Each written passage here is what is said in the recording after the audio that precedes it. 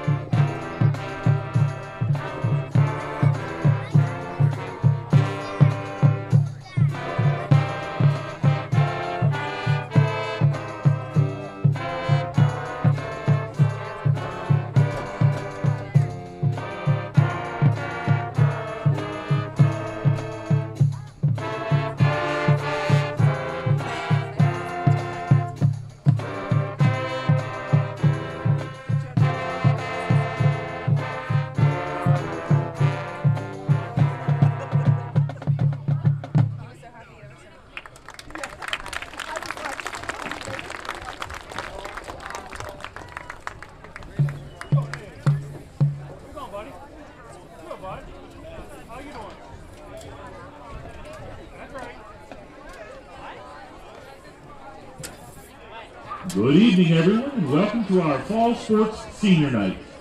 Tonight, we gather to celebrate our football team, cheerleaders, and band members. Each of these groups has worked tirelessly to make this season memorable, and their hard work truly deserves our recognition. We also want to extend our heartfelt gratitude to the parents, family members, and friends who have supported these athletes every step of the way. Your unwavering encouragement and commitment have made a significant impact on their journeys. Let's make this evening a special one as we honor our seniors and all those who have contributed to this wonderful community. Thank you for being here and for your continued support.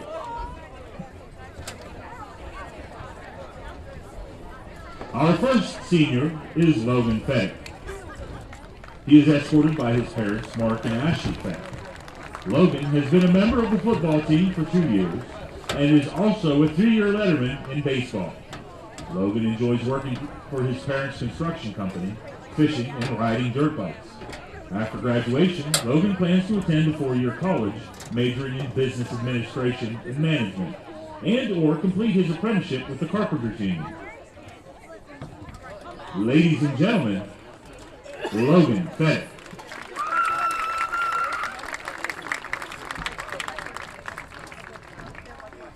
Our second senior is Broden Ham. Broden is being escorted by his parents, Kristen and Tucker Ham, grandmother, and brother Landon.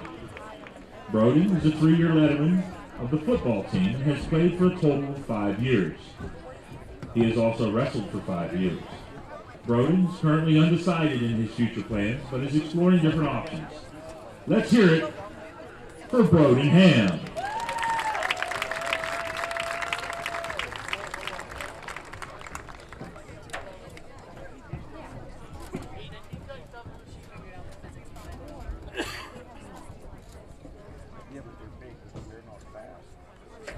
Our next senior is Hayden Gatewood.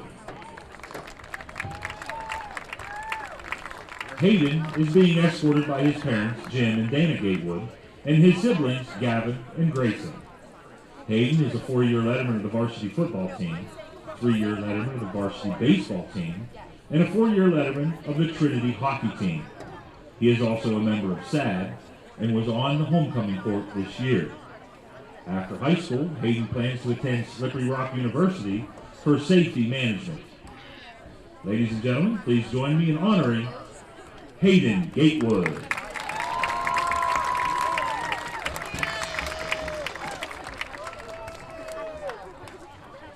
Our fourth senior is Eli Maidman. Eli is being escorted by his parents, Bill and Heather Maidman. Eli is a 3-year letterman of the varsity football team, 4-year letterman of the varsity basketball team, 4-year letterman of the varsity baseball team, and a 1-year member of the cross-country team. Eli was also a member of this year's homecoming court and is a member of the art club. After graduation, Eli plans to attend Slippery Rock University, majoring in safety management. Please give a round of applause for Eli Maidman.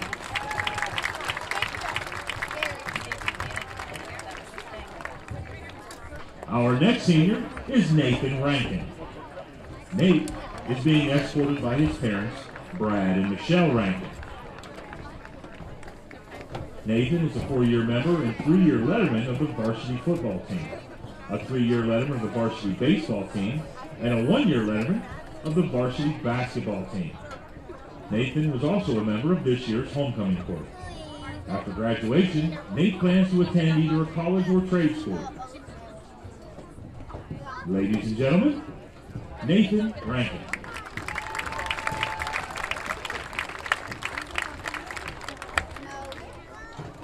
Our final football senior is Triton Shirley. Triton is being escorted by his parents, Lori and Ernie Shirley, and his first football coach, Jason Rice. Triton is a 4-year letterman of the varsity football team, treasurer of the senior class, and treasurer of the STEM club. Triton is a part-time employee of the Bullpen Rustic Inn.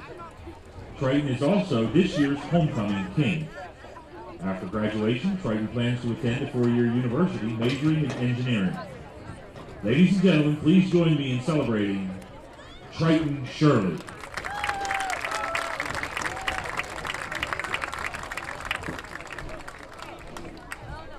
Our next senior is Drake Buzzard. Drake is being escorted by his mother, Patricia Murin, and his sister, Alessa Buzzard. Drake has been a member of the band for 5 years. Drake is a member of the Community Service Club, vice president of the STEM Club, and class president. He has been a member of the wrestling team since elementary school and a letterman of the cross-country team for 3 years. After high school, Drake plans to attend a university to obtain a degree in robotics engineering. Ladies and gentlemen, Drake Buzzard.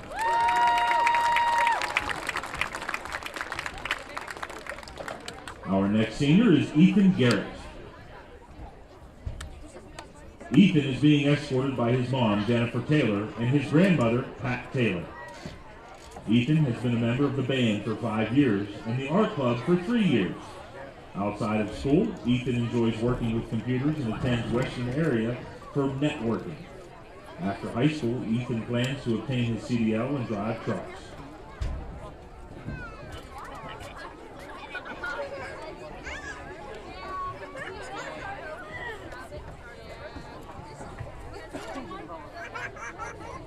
Ladies and gentlemen, please give a round of applause for Ethan Garrett.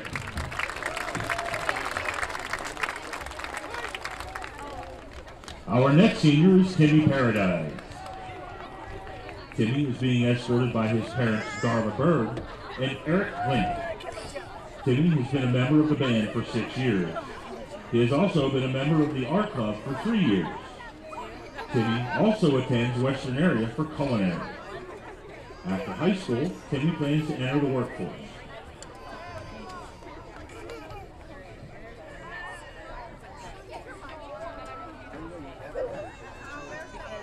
Ladies and gentlemen, Timmy Paradise.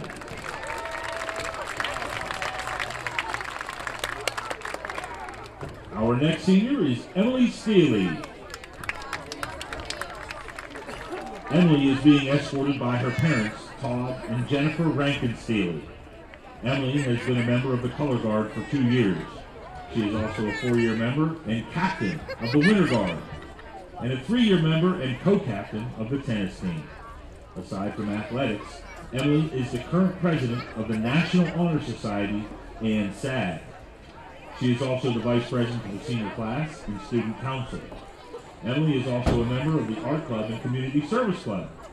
After graduation, Emily plans to attend a 4-year college or university to study forensic psychology. Please join me in recognizing Emily Steely.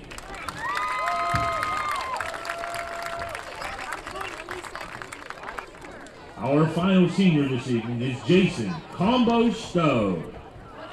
Jason is being escorted by his parents, Joanne McCarran and Edward Stowe, and his stepfather, Thomas McCarran. Jason has been a member of the band for 7 years. Jason is also a 4-year member and current president of the STEM Club. Jason has been accepted into the PMEA's District 1 Honors Band and District 1 West Band. He is looking to make it to PMA's All-State Band. Outside of school, he is a volunteer firefighter for the Avella-Volunteer Fire Department and the Bethany Volunteer Fire Department. After graduation, Jason plans to obtain a bachelor's degree in computer science at Bethany College. Let's hear it for Jason Stowe.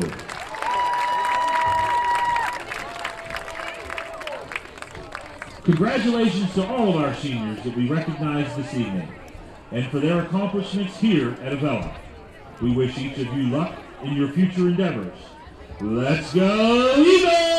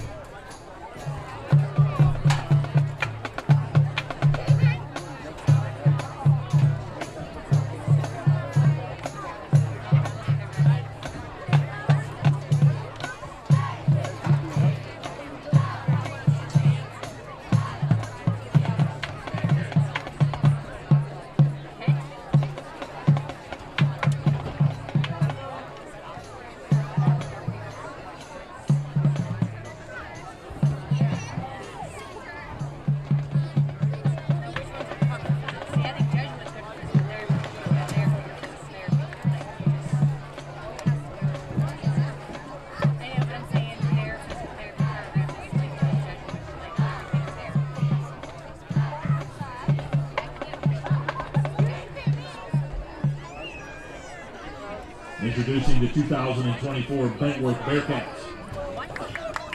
Number 2, Alejandro Lefty. Number 3, Tristan Atkinson. Number 4 is Anthony Washington. Number 5 is Kyle Watson. Number 7, Tyler Paquette. Number 10, Preston Jetway. Number 11 is Kaden Atkinson. Number 14 is Austin Ayers. Number 16 is Brian Matthews. Number 20, Timothy Bassett. 21 is Bryson Krausen. 22, Ben Hayes. 25 is Hayden Irwin. Number 26, Hayden McMillan. Number 28 is Gavin Payeski. Number 30, Jaden Kavanaugh. Number 44, Vincent Logan. Number 50 is Levi Kirkshow. Number 51, Cameron Pricey. Number 54, Braden Taggart. Number 55 is Justin Salin. Number 56, Abraham Hassan House. Number 55 is Hayden King. Number 60 is Lucas Olowski. Number 66, Nathan Vance. Number 68 is Sean Daniels. Number 72 is Brian Burns. 75, Gavin Haynes. Number 76, Quincy Brown. Number 77, Alex Vasilko. And number 82, Lucas Burke.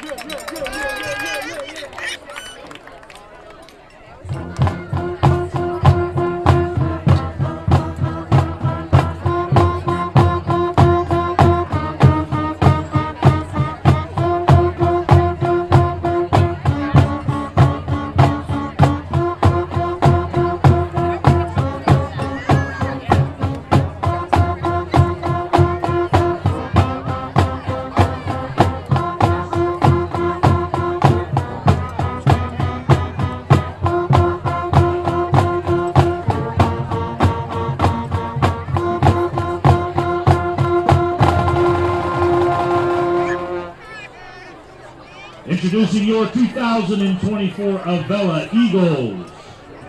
Starting with number 1, Chaz Rush. Number 2, Eli Maidman. Number 3, Bryce Wright. Number 4, Jace Lloyd. Number 5, Logan Feddick. Number 6, Nate Rankin. Number 20, Mark Atkins. Number 23, Bo Allison. Number 24, Darren Ruschel. Number 26, Cody Day. Number 32 is Noah Kimberlin. Number 33, Broden Ham. Number 34 is Isaiah Stokes. Number 51 is Ethan Powers. Number 52, Caleb Ruschel. Number 53, Isaiah Stokes. Number 56, Holden Fisher. Number 58, Hayden Gatewood. Number 59, Sawyer Kramer. Number 60, Eddie Crago. Number 66 is Caden Arquini. And number 69, Triton Shirley.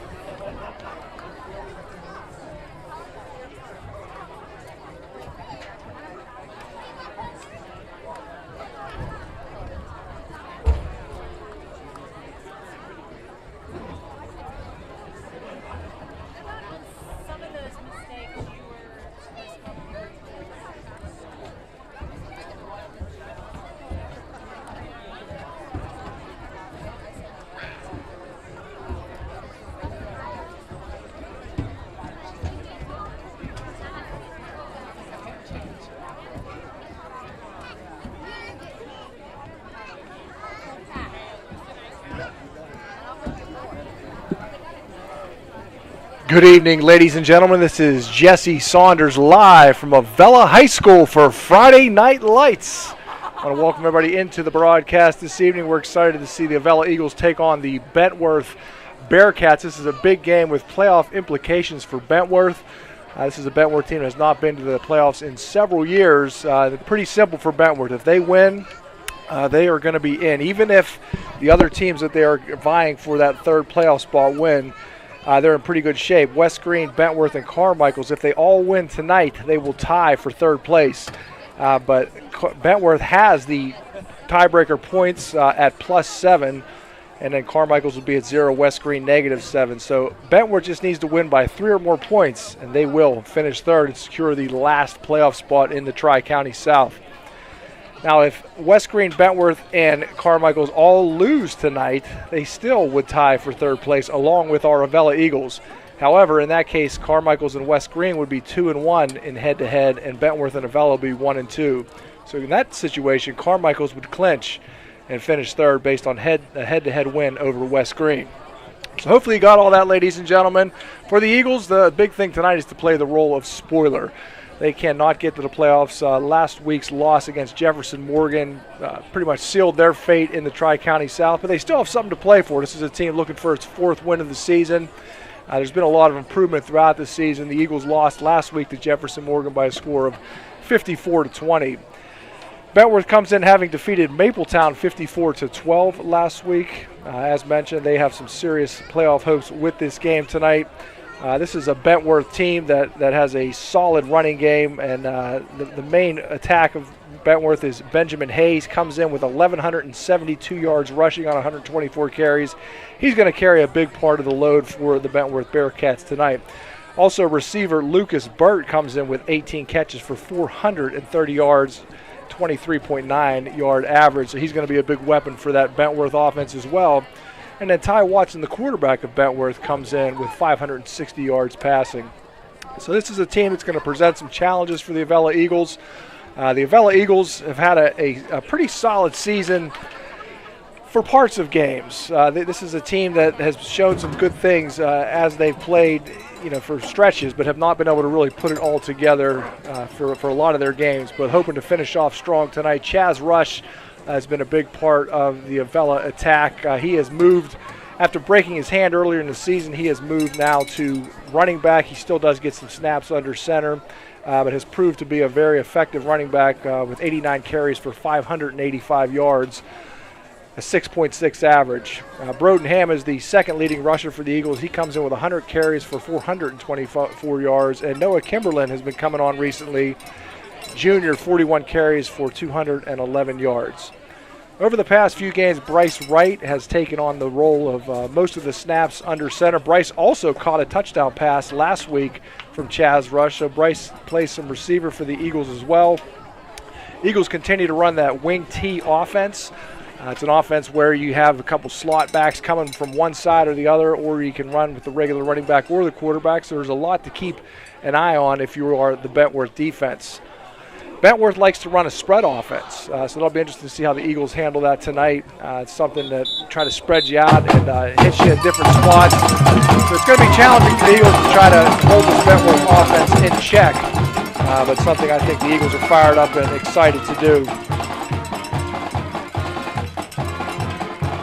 Talking with Coach Dave Pordash of Bentowrth. I was just asking him a few questions this week going into this game, and one of the big questions I asked him was, what is it like to coach or play in a game with major playoff implications? He said, well, it's been a while since Bentowrth has had a big game like this, or has even had a winning season, so the kids are excited and they're very ready to play.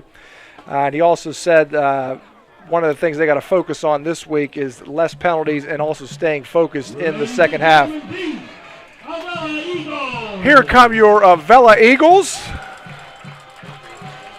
And this is a team that started off with 24 players. They have had some numbers dwindle, but they still do have about 17 or 18 players on the roster. So looking forward to seeing what they have to offer tonight. Hayden Gatewood, starting tackle, was out last week with an ankle injury. He should be good to go for tonight. Not aware of any other injuries for the Eagles, so things are shaking out good for them, and hopefully they will be able to put it all together for this last regular season game here at Avella. Interestingly, I was looking at the predicted order of finish for the Tri-County South from one of the local newspapers, and in that predicted order of finish, Avella was predicted to finish 8th out of 8. So that definitely will not be the case. They will finish as high potentially as 5th place, or even tied for 3rd if they win in the scenarios that I mentioned before play out. Bentowrth was predicted to finish 5th in the conference, so they may end up in that spot, or they may end up in the playoffs. So it's going to be an exciting night, ladies and gentlemen. We are happy to be here. And I also want to thank Uriah Tropek. He is a sophomore in the media production class. He's handling some camera duties tonight, so we're excited to give him that opportunity. Tonight's senior night. The Eagles, not only did the football players have a chance to be represented, but also the band members were represented, and a lot of seniors that have really contributed a lot to the football team and the band. There are no senior cheerleaders this year, so they will not be recognized until potentially next year. But for the Eagles, the seniors on the team, you have Eli Maidment, Logan Feddick, Nate Rankin, Brodenham, Hayden Gatewood, and Triton Shirley. So that's 6 players there that have contributed a lot to this program over the last several years, and 6 players who will be greatly missed at the end of this season. So Bentowrth was talking also just a little bit more with their coach, and he had mentioned some of the key players. So I've mentioned a few already, but another one he does bring up is linebacker Braden Taggart. So it'll be interesting to see what he brings to the table tonight. Also had a chance to talk with Avella coach Ryan Cicchini, and hadn't caught up with him for a week or two, so it was good to catch up with him going into this game and get some of his thoughts on the season. He said the really thing he likes about this team is how hard they compete. They've been dealing with a lot of injuries and sickness this year. They don't use it as an excuse. They just keep playing hard, and they have a next guy up mentality. So also asking him, talking about Chaz Rush's injury, and he said, Bryce Wright has really taken the reins to be under center in this wing T offense. We've had these shotgun formations. Chaz still gets his hands on the ball as much as possible, and Chaz pretty much playing with one hand all year. So Coach Cicchini just mentions how just amazing that is. He's been able to do it. A very versatile athlete. The person he said Chaz reminds him of is a former Avella Eagle player, Owen English, who was a quarterback, running back, wide receiver during his time here at Avella. And Coach Cicchini does mention you want to keep an eye on Ben Hayes, the running back, and number 82, Lucas Burt, the receiver from Bentowrth. He said Hayes is an excellent running back. He's got 17 touchdowns in addition to over 1,100 yards rushing. He also is a receiver. He can break a game open pretty much any time he touches the ball. And then Burt, as he mentioned, a very good wide receiver who can run a full route tree and is a threat to score anytime he touches the ball. So he said those two are going to be a handful. So ladies and gentlemen, we are about ready for kickoff. It looks like Avella will kick off to Bentowrth. Back for the Bentowrth Bearcats. Ayers and number 4, Washington. Set to kick off is number 33, Ham. Looks like number 14, Caden Ayers. Number 4, Anthony Washington. Kicking off for the Avella Eagles, Brodenham. Here we go. Onside kick by the Eagles takes a favorable bounce. The ball is still in the air, but it is picked up by number 22 of Bentowrth. He gets about to the 46-yard line. Number 22 of Bentowrth is Ben Hayes, the junior running back, 5'11", 172 pounds. Initial indication is a fumble. So the ball was fumbled, but looks like the Bearcats have the ball at the 47, first down and 10. So looking at the Avella Eagles defense, we see Hayden Gatewood, Eddie Crago on the line right now. We also, it looks like we see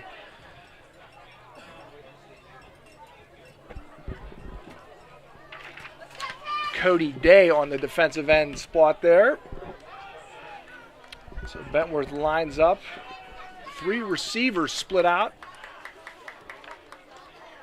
And here's the snap. Fake. Hayes is in the quarterback position. He's going to keep the ball. He's going to get all the way around right end. He's going to pick up about 11 or 12 yards, and that is going to be a Bentowrth first down. Hayes takes the snap, play action to the right, run out of bounds by Bryce Wright. Ben Hayes has taken some snaps at quarterback this year as well. So you can see that is a tough person to stop with the different ways they can use him in different formations. So the ball's on the 41-yard line of the Eagles. 4 players split out wide, 3 to the left, 1 to the right for the Bentowrth offense. Hayes again. It's going to be another 7 to 8 yard gain. Hosts of Eagles on the tackle. Looked like that pass was 82. Lucas Bird on the catch. So Bentowrth has been moving the ball so far at will against this Avella Eagles defense.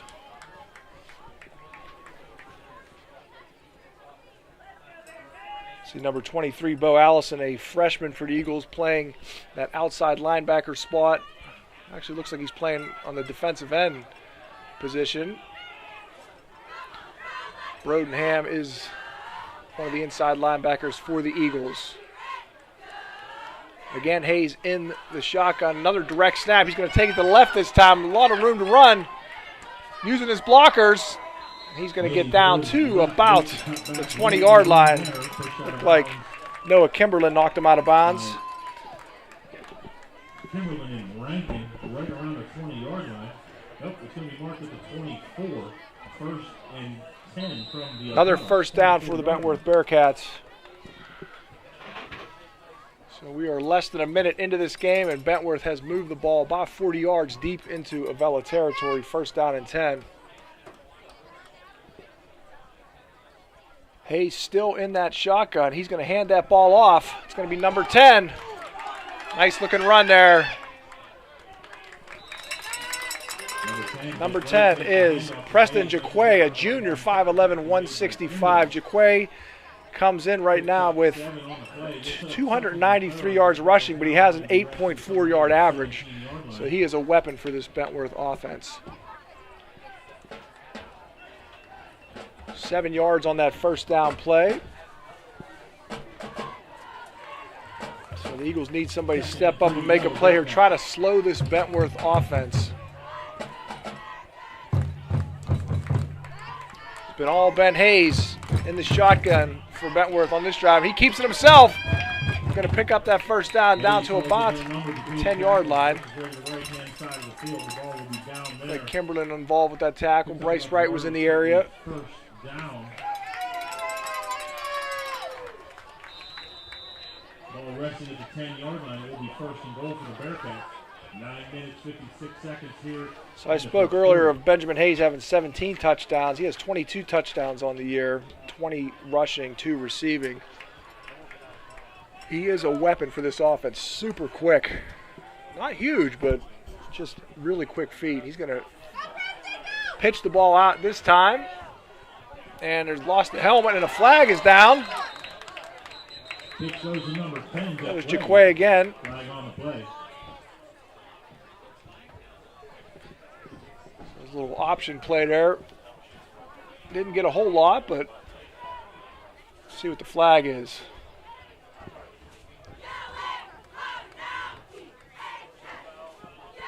So we got a face mask against the Eagles. It's going to be half the distance to the goal line. Acquisition to the goal. The ball is now resting at the 5-yard line. First and goal for the Bearcats. Last week we had a game, a section of the game against Jefferson Morgan where there were about a half dozen flags on 6 consecutive plays, and hoping we don't see that tonight. Hasn't been a ton of laundry so far, but the Eagles were guilty of one there.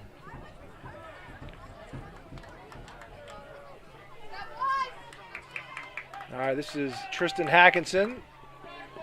He's going to hand the ball to Hayes. No. And that's going to be Sawyer Kramer on the tackle. Hayes, not much there. Nice job by Sawyer penetrating into that backfield. Sawyer Kramer credited with the tackle. Ball still resting at the 5 yard line. The ball is the 5 yard line right now, second and goal. From the Avella-5.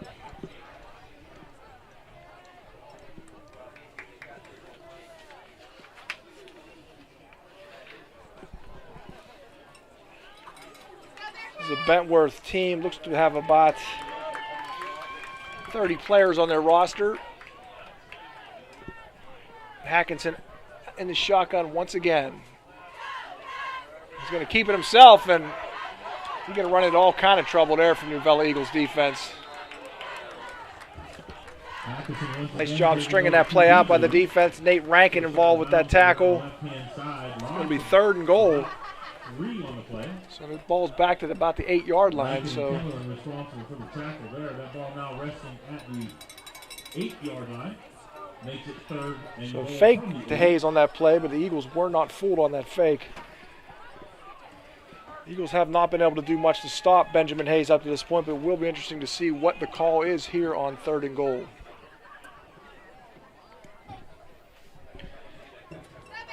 Center Levi Urcho coming over the ball. Hayes back in the shotgun. He's going to keep it himself. Nice move by Hayes. I don't think they're going to get him. Hayes into the end zone for the Bentowrth touchdown.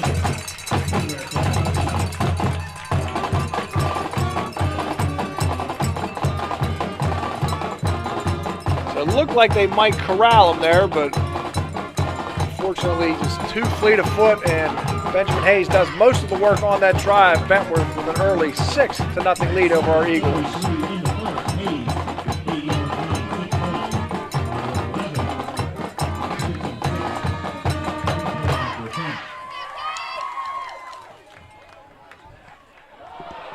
The kick is blocked. So the Eagles, again, doing the job on the point after touchdown. They stopped several two-point conversions last week, and it's a positive on that drive. So the Eagles' offense will take over shortly. But we, ladies and gentlemen, will be back after this message.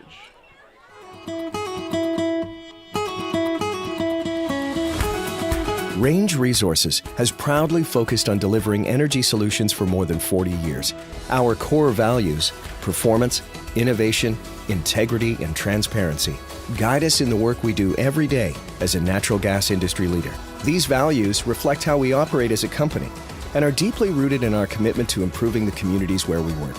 Our commitment to fostering thriving communities begins within the walls of our company, starting with the safety and well-being of our employees and extending to the communities where we live, work, and support. Natural gas is powering our lives, providing a cleaner future, and creating exciting opportunities for careers and communities all around the world. We're proud of our accomplishments to date, but we recognize the importance of continuing to raise the bar at every opportunity for our employees and the communities where we work every day.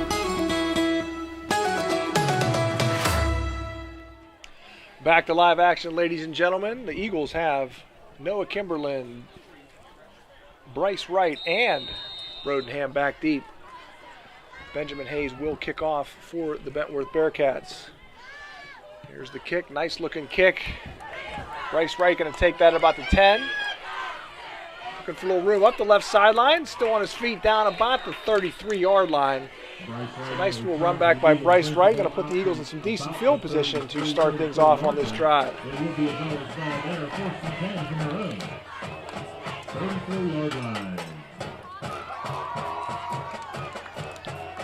It's one of the challenges for this Avella Eagles team is with such a small roster. A lot of these guys have to go both ways. So it has been challenging, especially in the second half of games. They start to wear down. So hopefully tonight they can build some momentum on offense and at least give some of their defenders a rest. Chaz Rush in the shotgun to start things off for the Eagles. He's going to take it himself. Going to find about 3 yards, up about the 37-yard line. Off the right-hand side, tackle made there by number 56, Sod House. 56. Abe House on that tackle. Picks up 3 on the play, sets up 2nd and 7. The ball now resting here at the 37-yard line, still on the Avella side.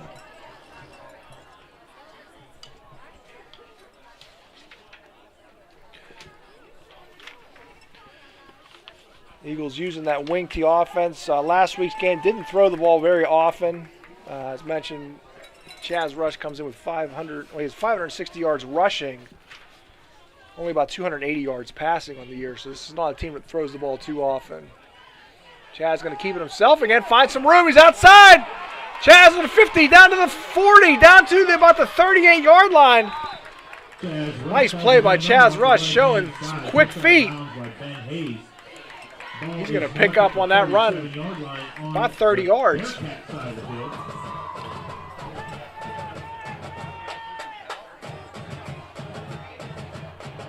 that's going to put the Eagles down at the Bearcats' 38-yard line. 25-yard pickup for Rush. Sets up the Avella Eagles. First down! Triton Shirley at center for the Eagles tonight. I mentioned that Triton, in addition to his parents, had his first ever football coach walk down for senior night. So it's direct snap to Broden Ham. He does not go anywhere. Ham tackled in the backfield by number 50 and 54, Urcho and That's Taggart. maybe a loss of about a half yard on that play. 11, that ball now resting on the 39.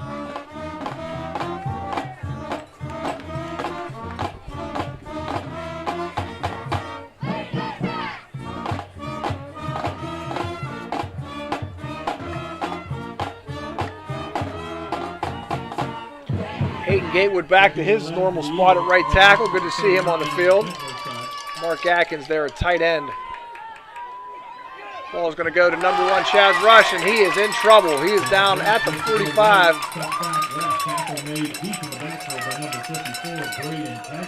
Nice tackle there by number 54 of the Bentowrth Bearcats, Braden Taggart.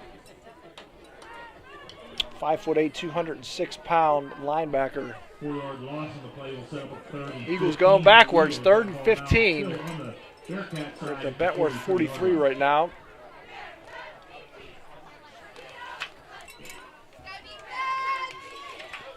It's interesting in the history of this Bentowrth-Avella rivalry. We've seen some lopsided scores both ways. We've seen some close games. Looks like it's going to be a close one tonight.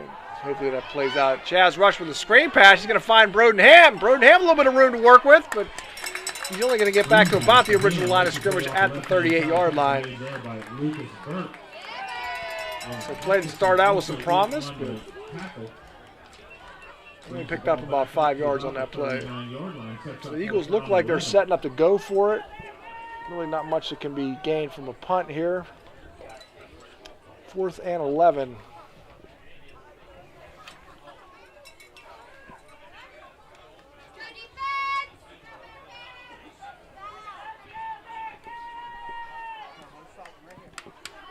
Nate Rankin split out toward the bottom of your screen. Bryce Wright inside of him. Chaz Rush going to the shotgun. He's going to roll out to his right. He's going to find, oh my goodness, what a play. Chaz Rush was in the grass and just fired that ball up underhand. Nate Rankin with the catch. So it was a great catch, but not going to be enough for a first down. It's going to be a turnover on downs. Bentowrth will take over at about the 32-yard line. So Nate, on that route, it looked like he was maybe beyond the first down initially, but when Chaz continued to roll it, he came back to the ball and unfortunately did not quite have enough for first down yardage. That would have been an amazing play if they'd have picked that first down up. That's why I guess you always just throw the ball, especially when you're in your opponent's territory. Hayes back at the quarterback position.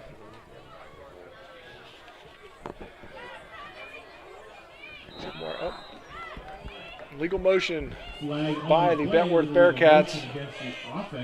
5-yard penalty, back him up 5. So that'll move him back 5. The ball at the 27-yard line. Remains first down, 15 yards to go.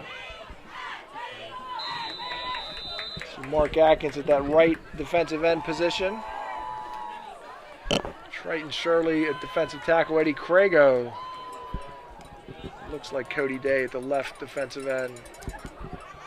Bryce Wright and Nate First Rankin down, are your 15, corners. ball wrestling at the 27-yard Like line. Noah Kimberlin at 4 safety. minutes in the first quarter. Linebackers Sawyer Kramer and Shaz Rush.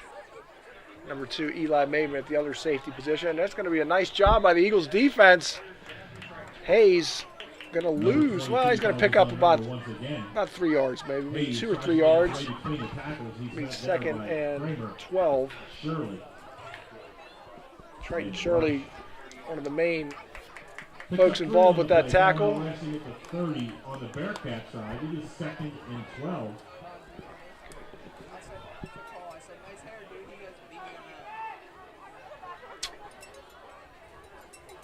Hayes again at quarterback. He is flanked by Tristan Hackinson.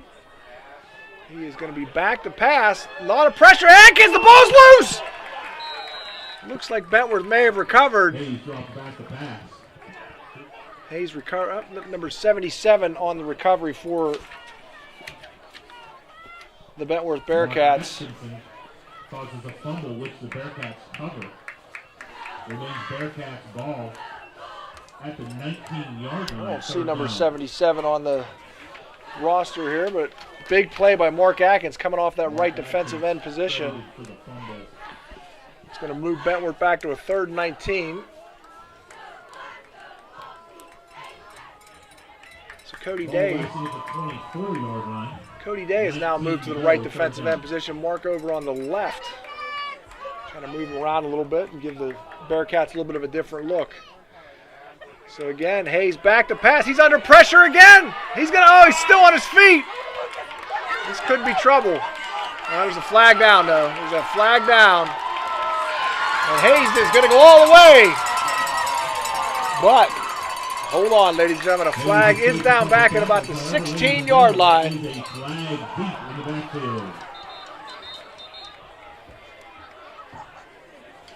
Looks like Noah Kimberlin a little shaken up on the play as well. Can't tell if he's shaken up or just winded.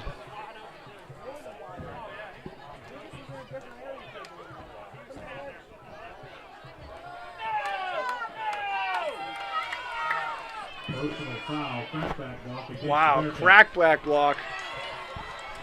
It's one of those things that could happen on those broken plays because everybody's kind of going one way and you start going the other way. And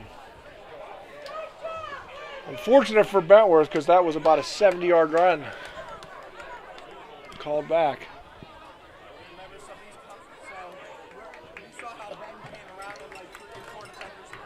So that's going to make it 3rd and a long way to go for the Bentowrth Bearcats.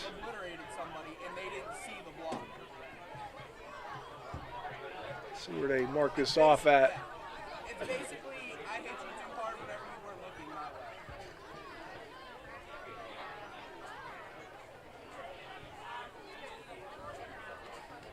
They were moving back. So that is going to put the ball at about Bentworth's own 10-yard line. Ball will be resting at the 9-yard line. 3rd down. It's going to be 3rd and really long. So if you're the Eagles, you almost want to play a straight-up prevent defense here. You do not want to give up that 1st down. Unlikely Bentowrth goes for it this deep in their own territory. Hayes again. He's going to get maybe 5 yards on that. Triton Shirley, Mark Atkins involved with the tackle. We do have an injury on the field. Injury on the field. It's like Kimberlin. He was a little bit shaken up on the last play. So he was trying to fight his way through something there, but ladies and gentlemen, we're going to take a quick break right now. We'll be back in a bit.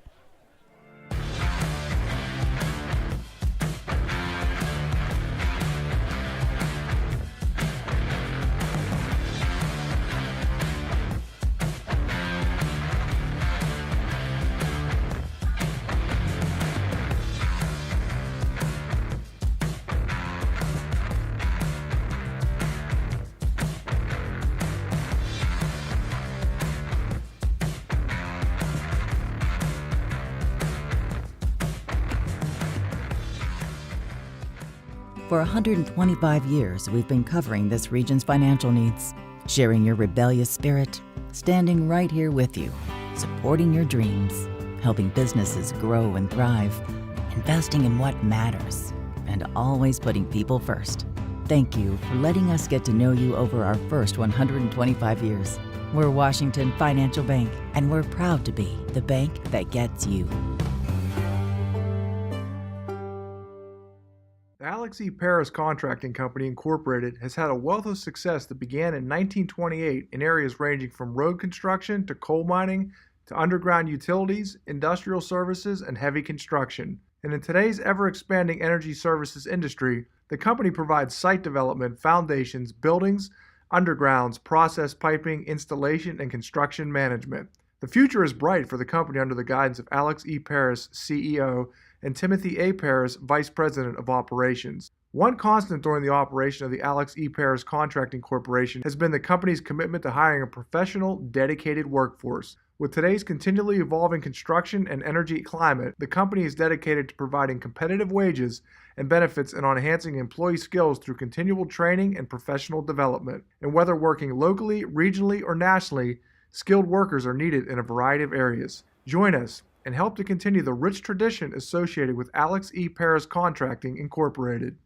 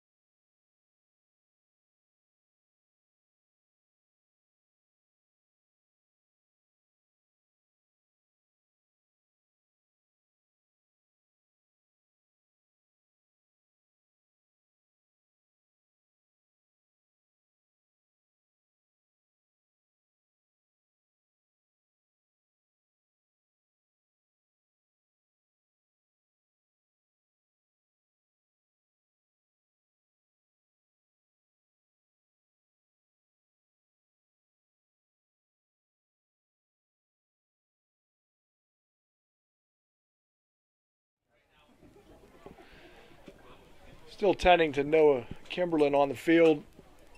Looks like they were going to bring out the stretcher, maybe just out of an abundance of caution, hopefully. Hate to see this for the last game, and he was looking like he was struggling a bit on the play before and gave it a go, but went down, still down, and as we are sitting here, ladies and gentlemen, they are tending to him currently. It's a big game tonight in the Tri-County South Conference. Jefferson, Morgan traveling to California. Both teams undefeated in the section. The winner will win the Tri-County South. The loser will still make the playoffs, but there are some pundits who are saying that they could drop pretty far into the rankings for the playoffs. So a lot at stake in that game. If we get a score, we will definitely try to update you on what's going on in that game. Some other local action, Canamac traveling to Central Catholic. Canamac needs to win that game to have a chance to get into the playoffs. Central just going for seeding at this point. Canamac could still win and lose the opportunity to get to the playoffs if Norwin wins. So that is something that we'll try to keep an eye on as we go throughout the course of tonight's game. Looks like Mount Lebanon's beating Norwin 14-0, so one small piece of good news for Canamac. The Canamac game does not start until 7:30.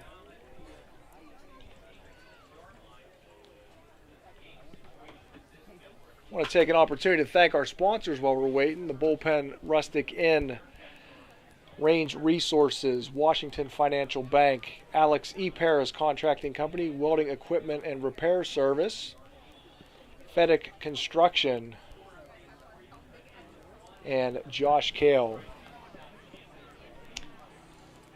State Senator Josh Kale, ladies and gentlemen, will be going to the polls here in about a week or so. Obviously a big election coming up, and certainly wish State Senator Kale all the best moving through this election season. It was good to see Logan Fedick on the field. He suffered an injury early in the season away from the field, and he's still in a boot as of tonight. So it's good to see him walking with his parents tonight, Mark and Ashley Fedick, and he is in the healing process, and definitely want to say a prayer for him, and hope that he continues to recover well. Also hoping things are okay for Noah Kimberland.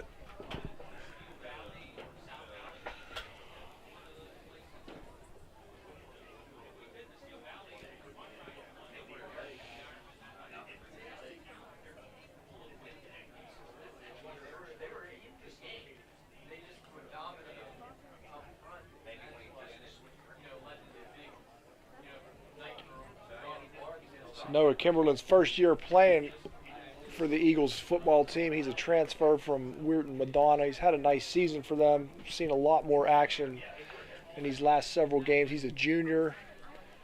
Obviously going to miss his services for the remainder of this game. So for the Eagles, they have been in the playoff hunt throughout this season, but a loss to Carmichael's a couple weeks ago, 19-6, was pretty much the nail in the coffin. Obviously last week's loss to Jefferson Morgan didn't help, but Jefferson Morgan is the front runner in the conference, so it was a tough game all the way around. But a 19-6 loss a few weeks ago to Carmichael's. That's the team they are or were in contention for that final playoff spot with, and that was the big one that really cost the Eagles. Eagles have had some bright spots this year, though. Early on in the season, they had a big win over Springdale. That game was a 44-0 win. Also had a big win over Mapletown a couple weeks ago, 49-0. The Eagles' other win coming against Beth Center, 22-16, about 3 weeks ago. So it looks like Noah is going to be wheeled into the ambulance. Never want to speculate on injuries, and hopefully, again, it's just out of an abundance of caution. But it is nice that the ambulance and chair is on the scene here just in case something like this ever happens, and we certainly wish all the best for Noah.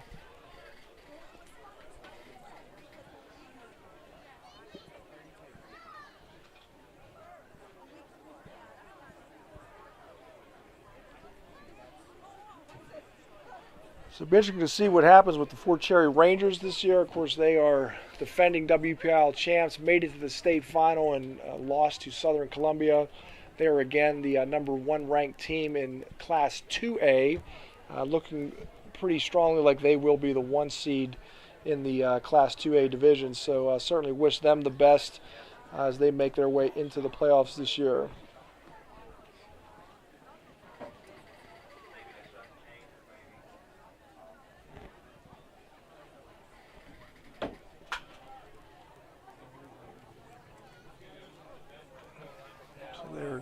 See the players kind of warming up again. It has been about 15 minutes, and a round of applause for Noah Kimberland. We're going to take him and check on him and make sure everything's okay.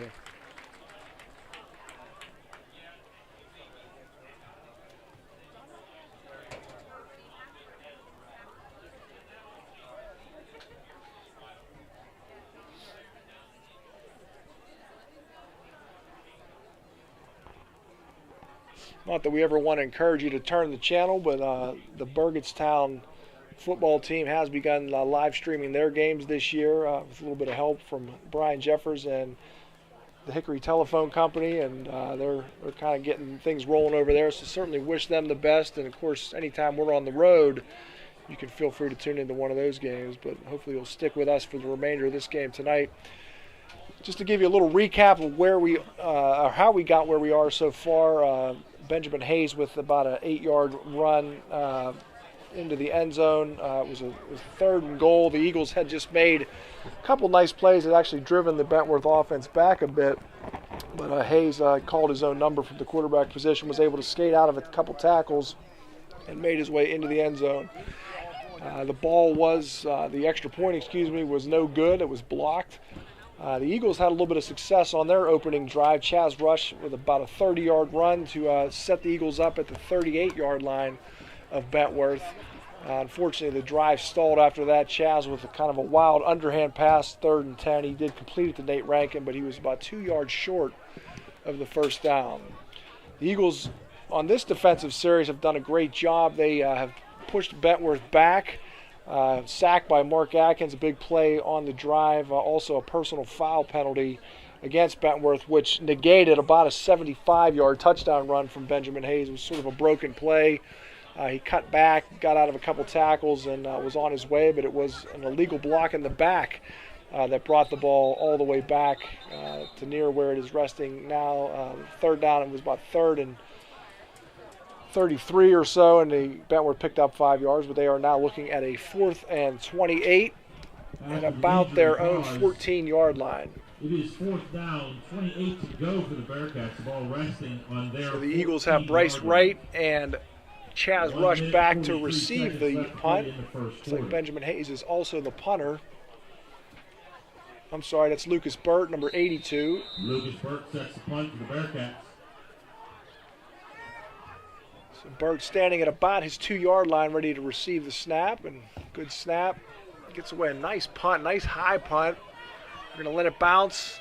It's going to kind of go straight up in the air and settle at about the 49-yard line. So the Bentowrth 49-yard line, the Eagles will take over. 1st down and 10. Take over there, 1st and 10 from the Bearcats 49-yard line. It's an Eagles team that won 4 games last year, so this is opportunity for them to match that win total. As mentioned, 6 seniors on the team, but a lot of promising younger players. Several freshmen seeing some time this year. Darren Ruschel got some snaps last week at the running back position, had a couple nice runs for the Eagles, and a couple other freshmen of note. Bo Allison is a 5'10", 195 tight end linebacker who has seen some nice time this year. And it's going to be about a 3-yard gain for the Eagles on 1st down. Nate Rankin. Tackle made there by Braden Taggart. Called his name a couple times tonight. Number 54 credited with the tackle. Isaiah Stokes, another promising looking freshman for the Eagles. Ball resting at the 46-yard line. It's Bryce Wright under center this time for the Eagles. Broden Ham behind him.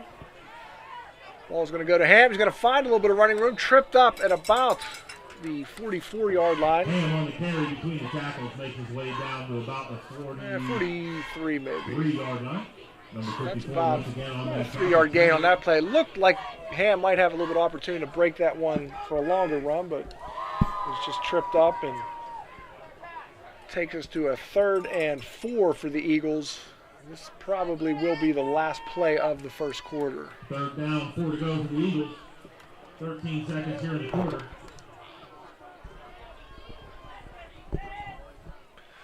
Looks like Rush again under center. I'm sorry, that's Bryce Wright. He's going to pitch it to Rush. Rush going to run into a lot of resistance. Rush takes the pitch, makes his way around the right-hand side. Right into number 50, Urcho. Looked like a no gain on that play. It's going to be 4th down and about 4 at the end of the first quarter. Loss of the yard on that play brings us to the end of the first quarter, ladies and gentlemen. Your Eagles 0, the Bearcats 6.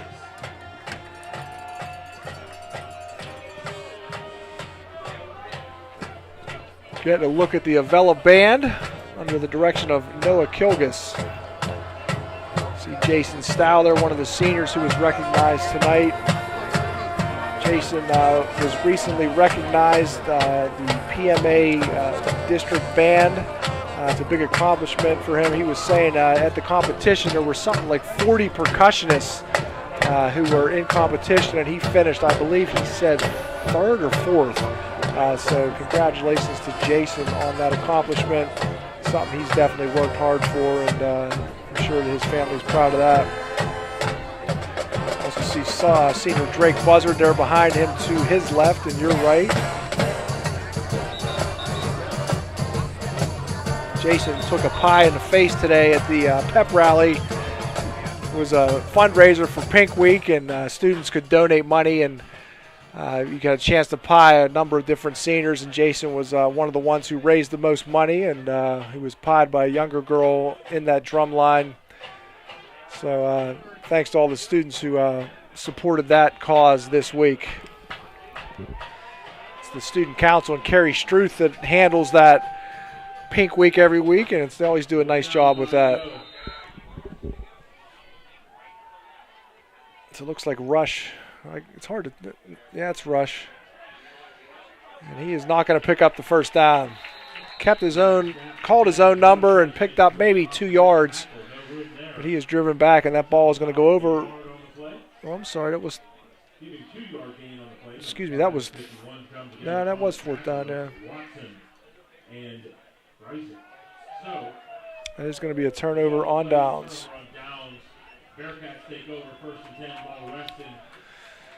So the ball's at about the 42-yard line, and the first down and 10 for Bentowrth. So an opportunity for the Eagles there to hopefully put together a drive and tighten this game up. But really weren't able to get much. Only got about 6 or 7 yards total on that drive, and it was a 4-and-out. They had 4 plays, but were not able to pick up the first down.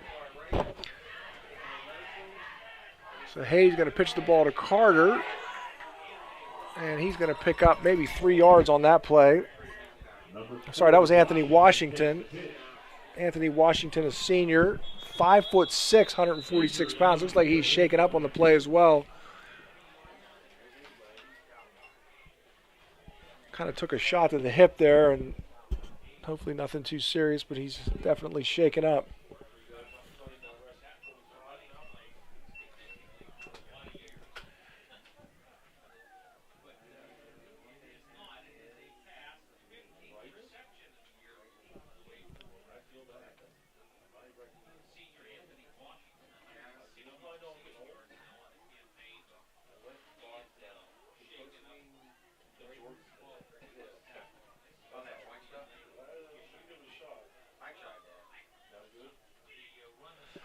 So we talked a little bit about some of the playoff implications in the Tri-County South. Carmichael is a team that is still in contention for one of those playoff spots in the conference. They are playing at Mapletown tonight.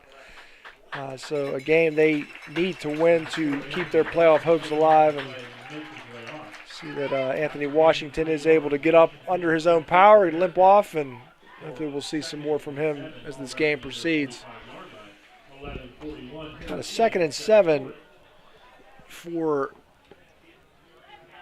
the Bentowrth Bearcats. West Green, another team in contention for the playoff spot.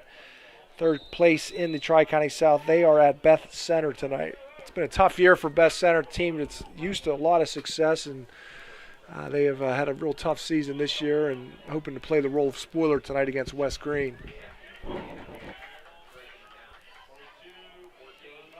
So Hayes back in the shotgun. He's going to keep it himself.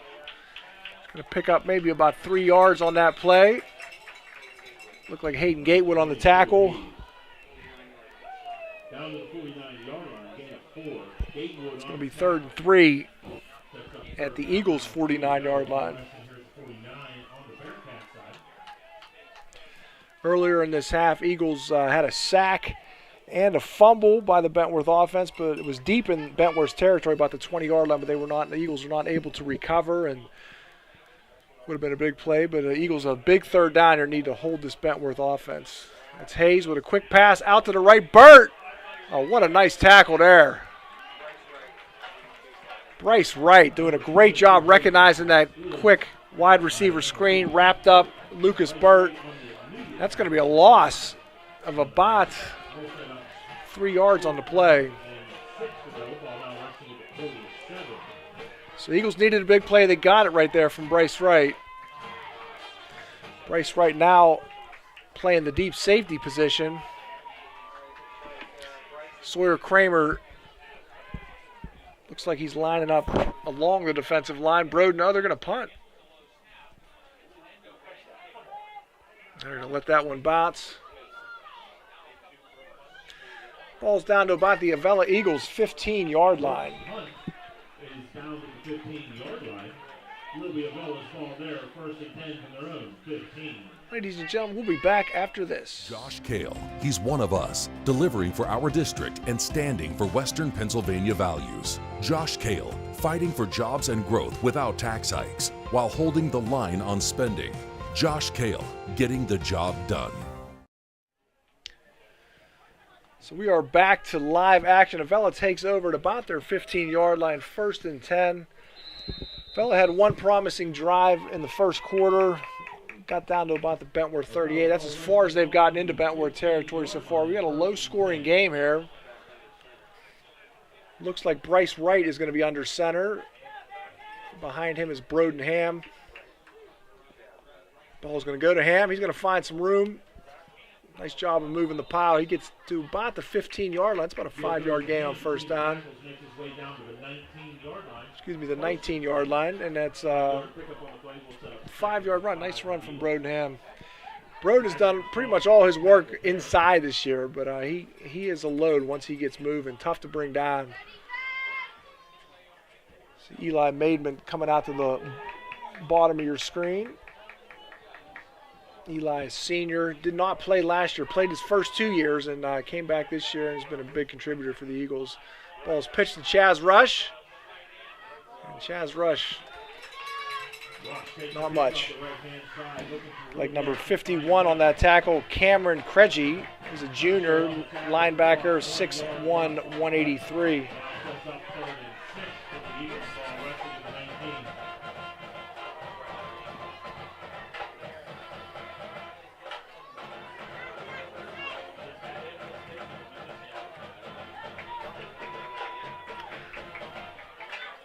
Eagles big 3rd down play in their own territory here.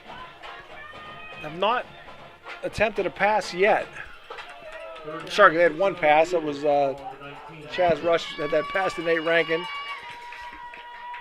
Rush, this is Bryce Wright. Oh, he had a man.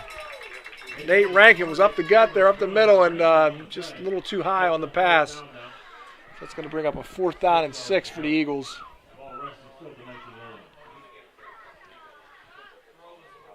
So 4th and 6 at the 19. Rankin right up the seam, and it looked like he had a step on the defender, but the pass, unfortunately, was a little bit too high. So Broden Ham is back to punt. Benjamin Hayes back to receive the punt. Eagles doing a good job of staying in this game and just haven't been able to get much going on offense so far. Ham gets the punt. It's going to go out of bounds. Looks like about the 37-yard line. 36-yard line. Bentowrth is going to take over 1st down and 10.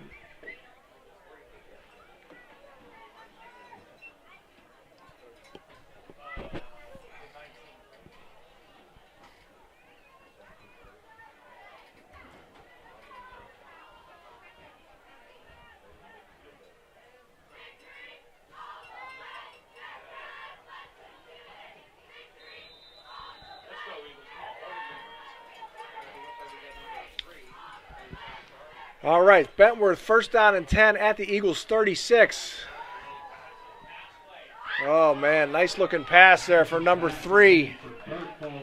Tristan Hackinson. Burt looked like he was open. Ball that goes right through his hands. It's going to be 2nd down and 10 for Bentowrth.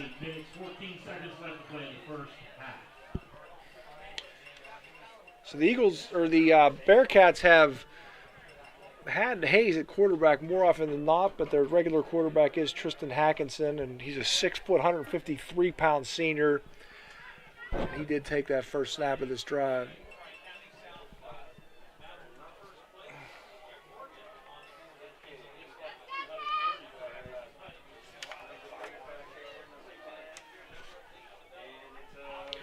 It's going to be a reverse. Hayes on the reverse.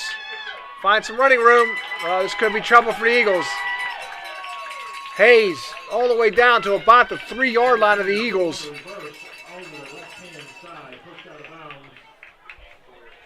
Looked like Darren Ruschel getting involved with that tackle. A couple Eagles made an attempt, and looks like we have another injury on the field. We do have an injury on the field. Official timeout.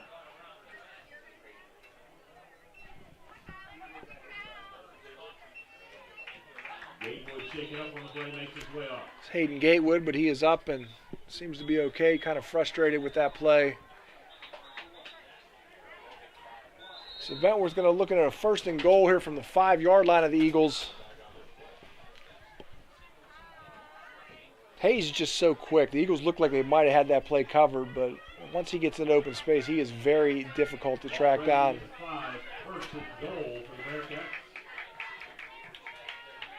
Hayes only a junior, so he has got another year of eligibility for Bentowrth. It's going to be a team to reckon with moving forward. Hackinson in the gun. Looks like Jaquay Preston to his right. Hackinson on the option, going to kick it to Preston. Oh, Bryce Wright with a big hit there, but it looks like he's shaking up on the play. Number 10, Jaquay. Tackle on the play made by Preston Jaquay on that pitch. Got about 2 yards on that play. Bryce Wright seems to be okay. It looked like he's a little bruised on the shoulder there, but he's going to shake it off and get back in there.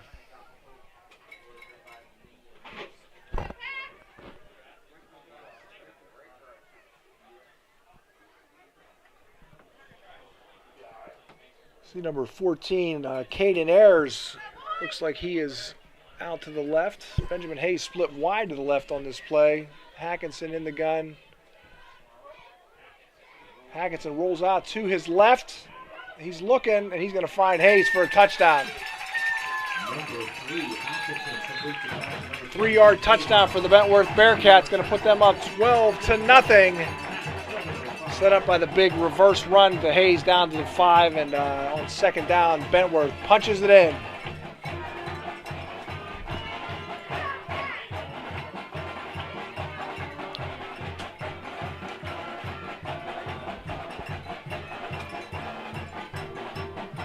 Eagles lost Noah Kimberlin early in the game. He was taken out on an ambulance. If we do get any information on his condition, we will certainly pass that on. He's an outside linebacker, cornerback for the Eagles. We're going to go for 2 here. It's Hackinson rolling out to the right. He's got a man wide open in the end zone, but Bryce Wright gets his hand up at the last second. Burt drops the pass. So the Eagles are going to hold on that 2-point conversion.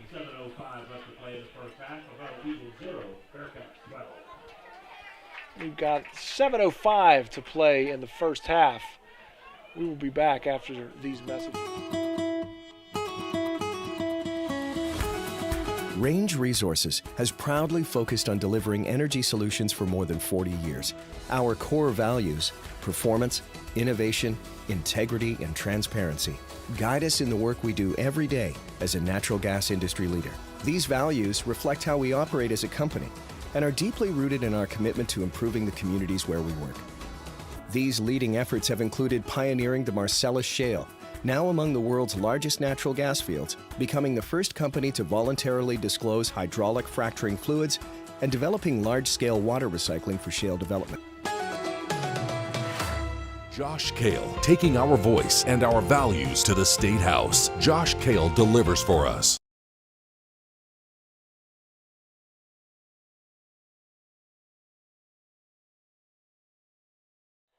We're back to live action, ladies and gentlemen.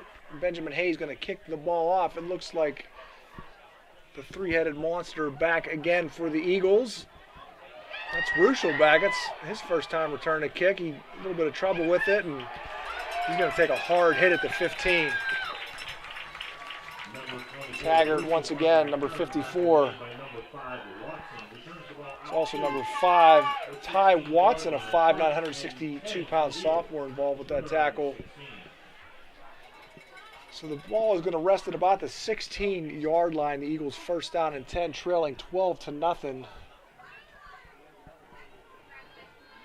If you're just joining us, we just had a touchdown pass to Benjamin Hayes from the 3-yard line of the Eagles, and Hayes also had about an 8-yard touchdown run earlier in the first quarter.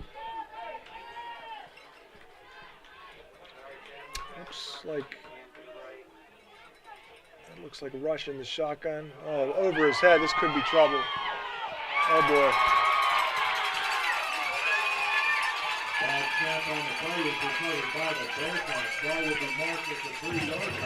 Looks like number 28 for the Bearcats, Gavin Piasecki with the recovery, 6'1", 175-pound defensive end, senior.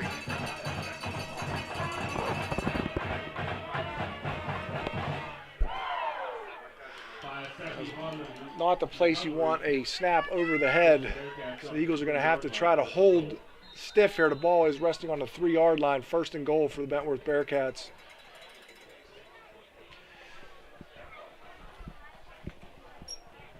The Eagles have not been real turnover prone this year, but that was obviously a bad spot for one. And there's Hayes, and he's going to run into a lot of trouble. Trying to see who made that tackle. Handoff to Hayes. No room between the tackles. Looked like Crago. Eddie Crago stood him up there right at the line of scrimmage. So that looks like he gained about maybe a half yard on that play. So it's going to be second and goal. Eddie Crago, a junior for the Eagles, plays nose tackle. 5'9", 225 pounds. Come over from Burgettstown a couple years ago, and it's been a nice addition to the team. The Eagles need to hold strong here, and key point in this game. Timeout, Bentowrth. Timeout, Bearcats. Their first half. We're going to take just a quick break. We will be back right after this.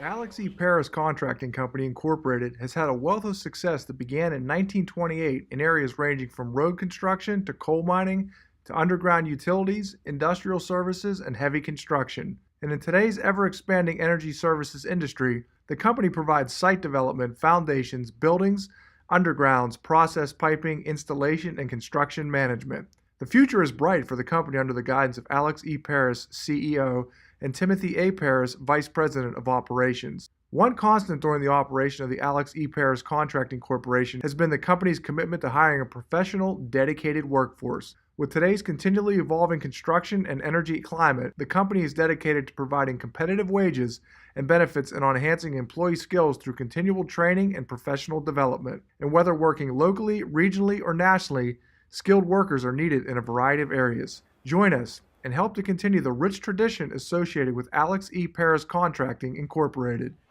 After the timeout, back to live action. It's going to be second and goal at about the 2.5-yard line for the Bentowrth Bearcats. Big spot in the game here for the Eagles defense. It's Hackinson. He's going to keep it himself, pitch it out to Hayes. Hayes looking for that corner. He's going to get there. There's Darren Ruschel giving chase, but Hayes just a little too quick. That's going to be another 6 for the Bentowrth Bearcats. They take an 18-0 lead on our Avella Eagles.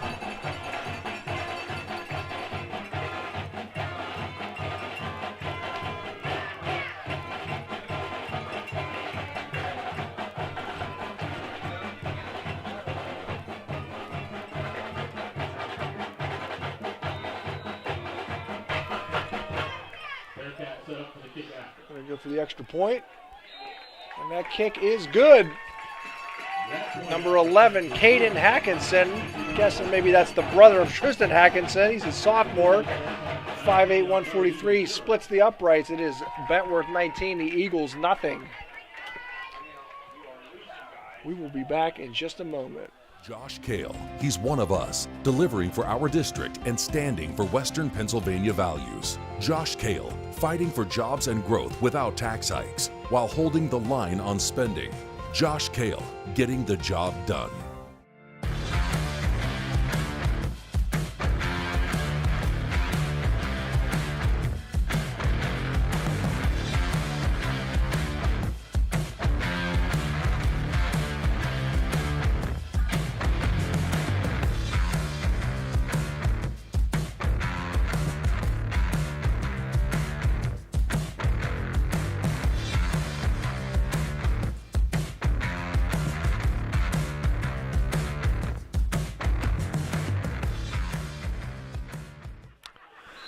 We're back to live action, ladies and gentlemen. Benjamin Hayes going to kick off to the Eagles.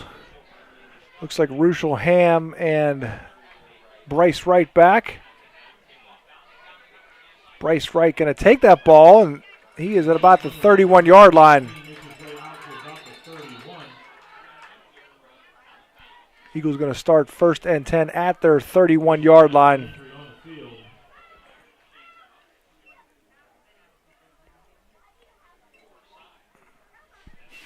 Looks like a Bentowrth Bearcats player shaking up on that kickoff.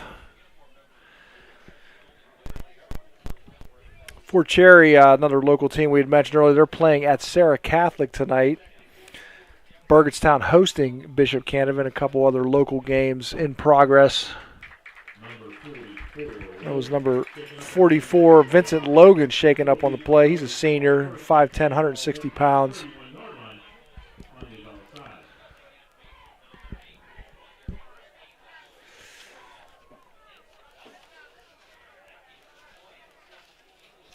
Just a quick reminder of the playoff implications. Pretty much if Bentowrth wins this game, they are most likely in the playoffs.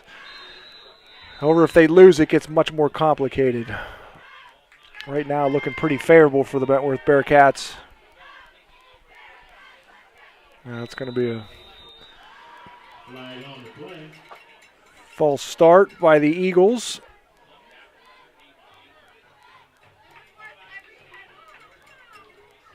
It's got to be challenging for the Eagles when you have the majority of your team playing the same, playing defense and offense. Like, you got to try to shake off the negativity of that last touchdown drive. But even though it was a short drive, and a lot of these guys coming right back on offense, so sometimes it's tough to maintain that focus.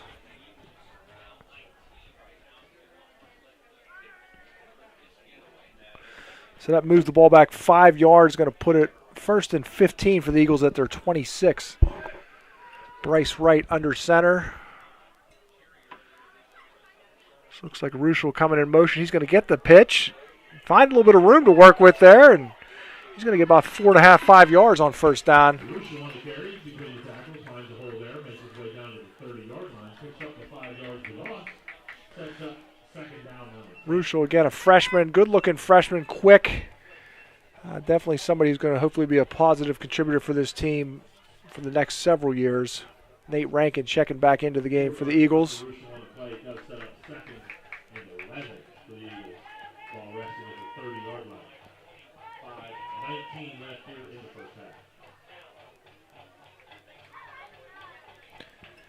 $5:10 left in the first half right now. Looks like Rush coming in motion. Ball goes to Ham, and he meets a lot of resistance along that line. Let's see. Taggart on that tackle again.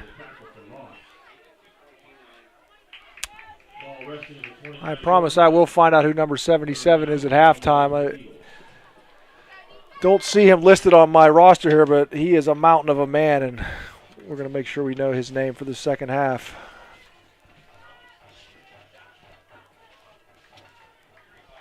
Oh, I see him here. That's Alexander Rusilko. He's 6'5", 318. Was just shaded on the second sheet of my roster here, so we got him. He is going to play in that defensive tackle position. See Sawyer Kramer. There he is right there. Rusilko almost with a sack. Wright finds a little bit of room to get out of there, but he's maybe going to pick up a yard or so. can't find anybody open. Scrambles ahead to about the 33-yard line. So I was watching that play, and it looked like Sawyer Kramer trying to block Rusilko, and, man, that is a challenge. So the Eagles 4th down at the 33. They're going to punt.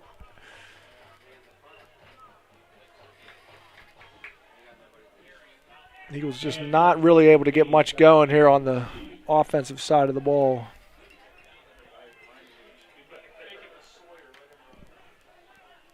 Good snap. Ham with the kick. Nice high kick. Looks like they're going to let it bounce. Takes an Eagles bounce. It's going to bounce on down to about the 37-yard line of Bentowrth. Down at the 33-yard line on the Bearcat side. 1st and 10 from the 33. 3 minutes and 15 seconds left in this half. So the ball is actually going to be set at the 33-yard line.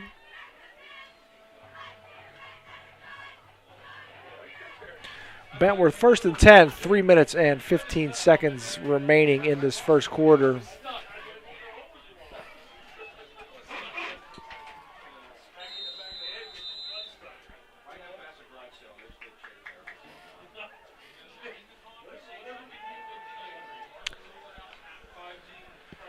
The Bentowrth offense making their way to the line of scrimmage. It is 1st down and 10 at their 33 after the Brodenham punt. Hackinson back in there, quarterback. He's going to find his man. It's number 14, Caden Ayers. He picks up about 11 yards on that 1st down play. Nice looking comeback, and put his foot in the ground and turned around, got the positive yards to pick up the 1st down for Bentowrth. So 44-yard line, 1st down and 10, Bentowrth. Bentworth's most recent touchdown after a bad snap for the Eagles. They took over on the 3-yard line after the fumble recovery, and 2 plays they were in, and also got the extra point. Hackinson's still in a quarterback, and he's going to be in trouble. That's Eddie Crago. Eddie Crago gets the initial contact. Isaiah Stokes and Mark Atkins also involved with that sack. Big play for the Eagles defense.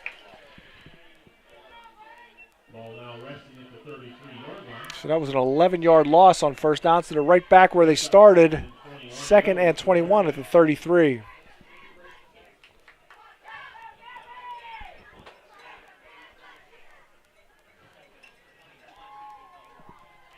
Second and 21 here for Bentowrth.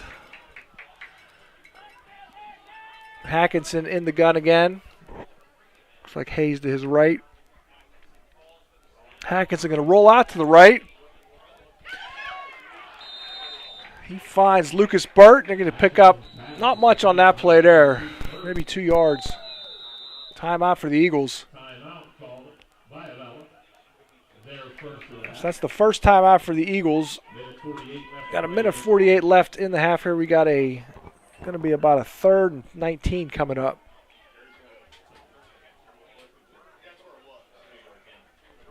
Two-yard gain on the pass to Burt sets up a 3rd and 19. Ball will be resting at the 30. We're going to take a quick break. We'll be right back.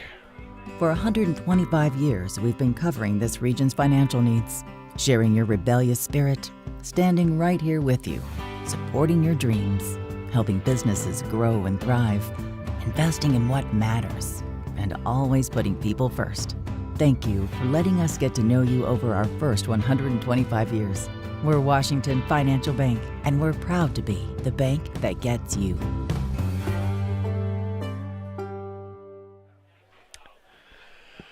So Bentowrth comes back out on offense, 3rd and 19 at about the 35-yard line, a minute 48 remaining in the first half. Hackinson in the gun. Hayes to his right. Burt split out down low at the bottom of your screen. Got 3 players split out to the left for Bentowrth running that spread offense. Now it looks like Bentworth's going to call a timeout. So the Eagles called timeout and got set, and then Bentworth saw what they were doing. They called timeout. And Going to take another look at how they want to attack this Avella Eagles defense.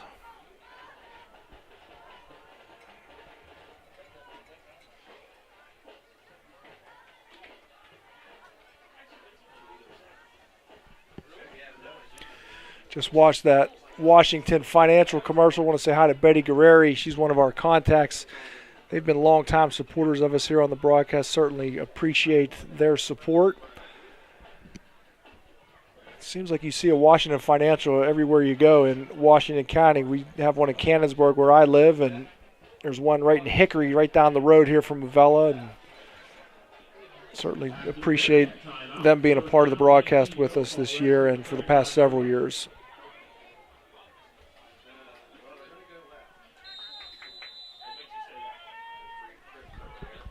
Hayes in the shotgun at this point. No, I'm sorry, that's Hackinson. He gives it to Hayes. Oh, boy. Hayes going to pick up the first down on 3rd and 19. Tackle made by Broden Hand downfield. Whatever they schemed up in that timeout worked for the Bentowrth Bearcats. Big first down for them with 1:38 remaining in the first half.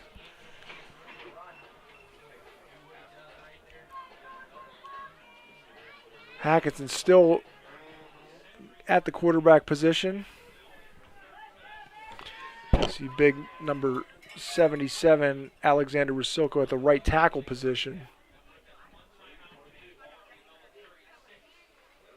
Hayes again, cuts back. Ruschel missed the tackle, and Hayes is going to go all the way for the touchdown. 36-yard touchdown run, Benjamin Hayes. That's going to put the Bentowrth Bearcats up 25-0 over our Avella Eagles. That was a tough one there. The Eagles looked like Darren Ruschel was in position to make that tackle, but Hayes is just so quick on that cutback. And once he gets ahead of steam, he is so quick down the field, and not much Eagles could do once he got into the secondary.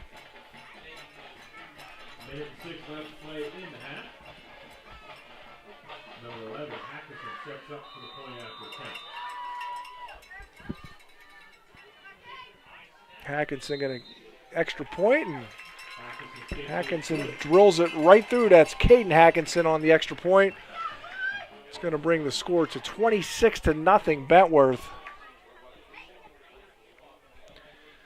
Certainly seen a lot of quality running backs in this Tri-County South over the last several years, and it's amazing what a difference a good running back like that can do at a 1A school. And it seems like the schools that have the stud running backs are the ones that are consistently at the top of the conference. So this is a Bentowrth team that could make some noise in the playoffs. It'll be interesting to see, assuming they finish this game out, how they do in the Class 1A playoffs this year.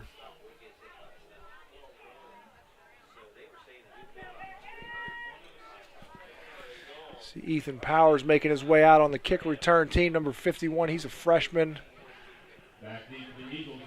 To his left is Mark Adkins. Bo Allison on that first line of defense on the kickoff team on the top of your screen.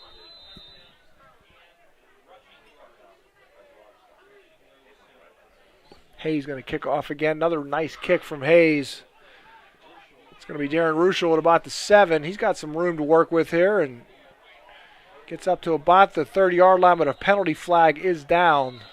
Ruschel on the return makes his way down to the 30-yard line.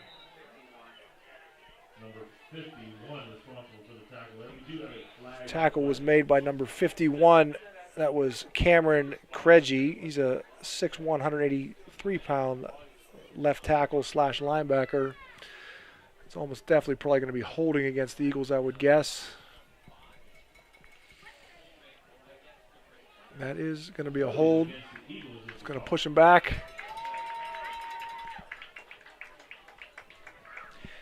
Probably got to think at this point that Coach Ryan Cicchini just looking to get into halftime, let his guys regroup. It's been a tough night offensively for the Eagles. Really haven't been able to sustain any drives. One of the tough things with Chaz Rush breaking his hand, I mean, it's not as easy for him to throw.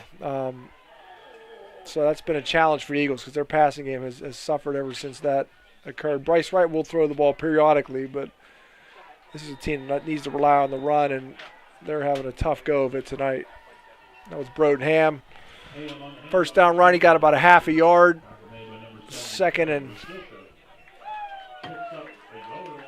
maybe long 9.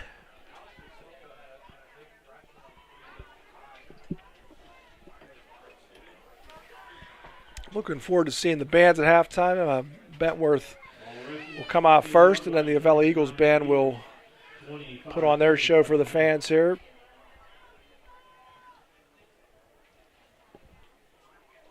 So the Eagles, Bryce Wright under center, again going to go to Ham. It's for Silko on the tackle. Ham maybe got about a yard or 2 on that play.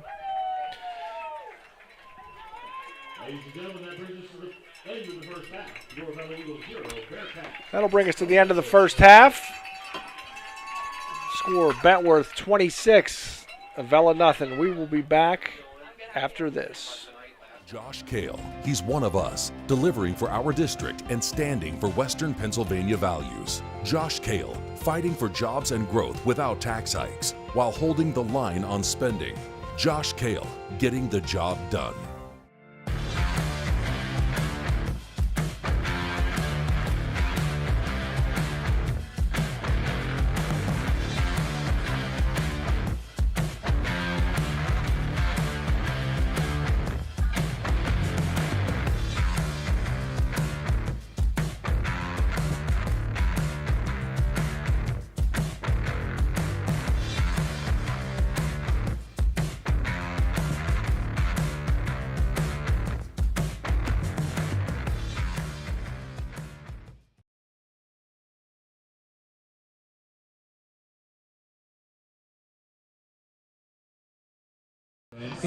Auxiliary Director Mrs. Michelle Altman, and Assistant Director Mr. Keegan Bonnet. The Majorette Captain is Camille C., Co-Captain Cassidy Shaw, Co-Dog Captain Lauren Jarofchek, and Co-Captains Abigail Garber and Addison Quinn. The band is led by Drum Major Kylie Glaze.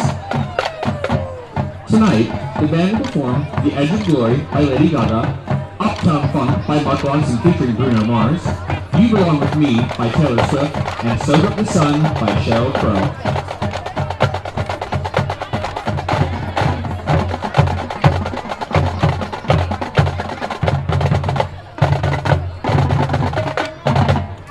And now, ladies and gentlemen, the Bentowrth Bearcat Marching Band.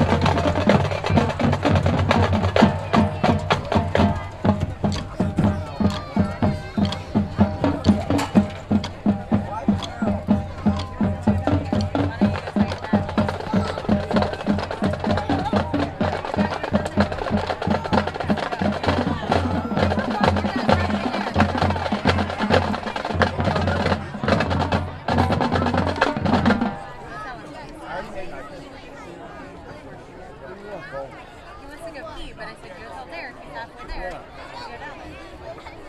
down there.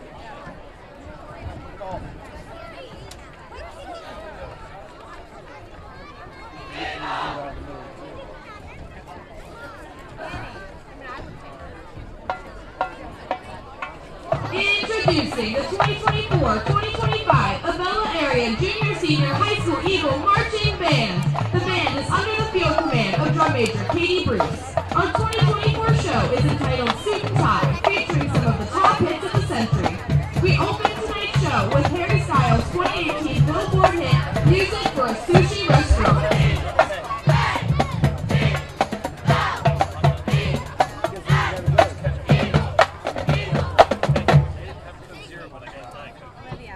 Katie Bruce, is your band ready? And now, ladies and gentlemen, the 2024-2025 Avella Area Junior Senior High School Eagle Marching Band!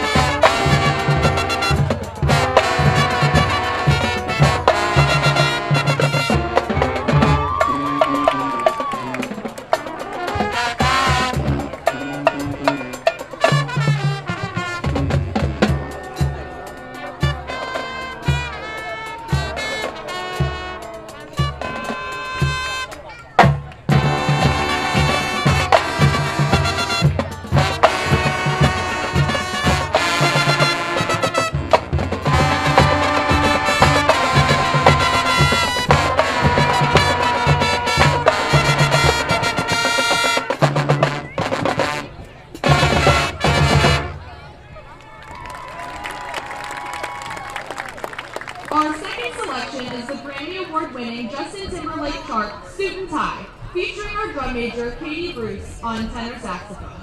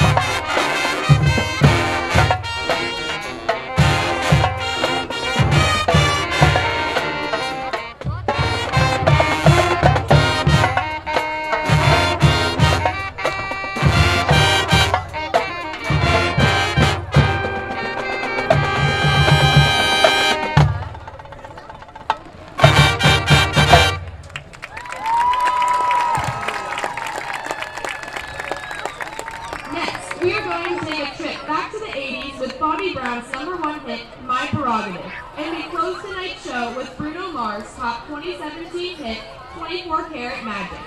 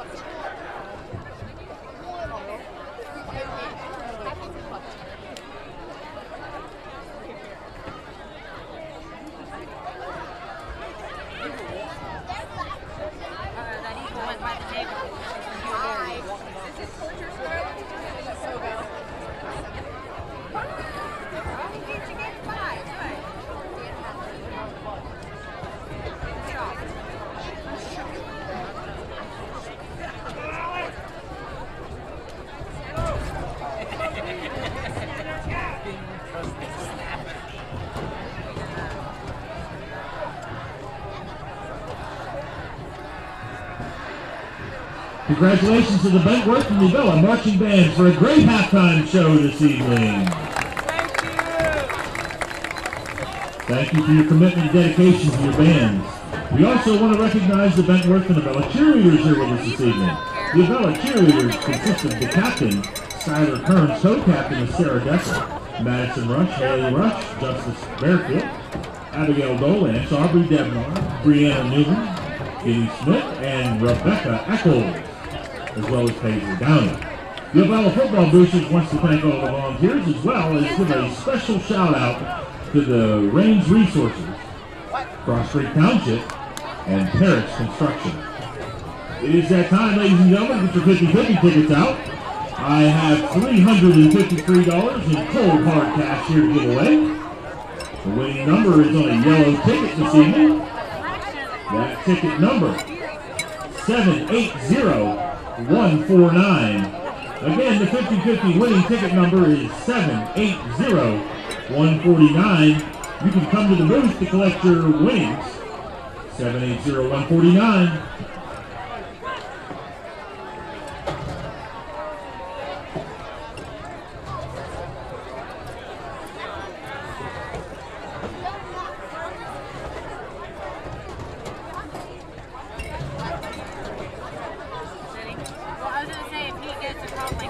Well, we're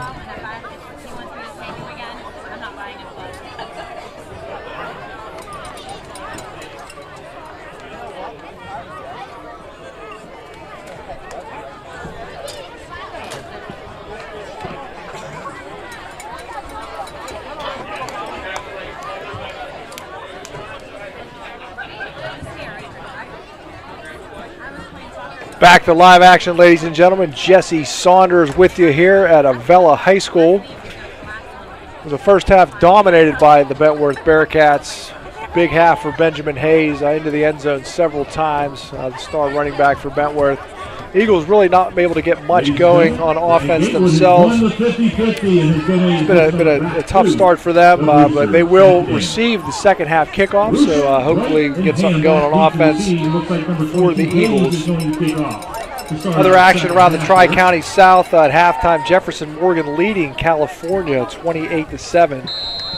That's the big showdown for the Tri-County South crown. Benjamin Hayes to kickoff. And that is going to be taken by Darren Ruschel. Ruschel gets up to about the 31-yard line and runs into a host of Bentowrth defenders. Number 56 and 50 together on the tackle. Number 50 is Noah Kimberlin injured earlier in the game for the Eagles, so Darren Ruschel has taken on a lot of his responsibilities, including kickoff returner. Also been getting some work at running back and at defensive back. So the Eagles will start at their 30-yard line. And outside of one foray to about the 38-yard line of the Bentowrth Bearcats, they have not been able to do much on offense in this game.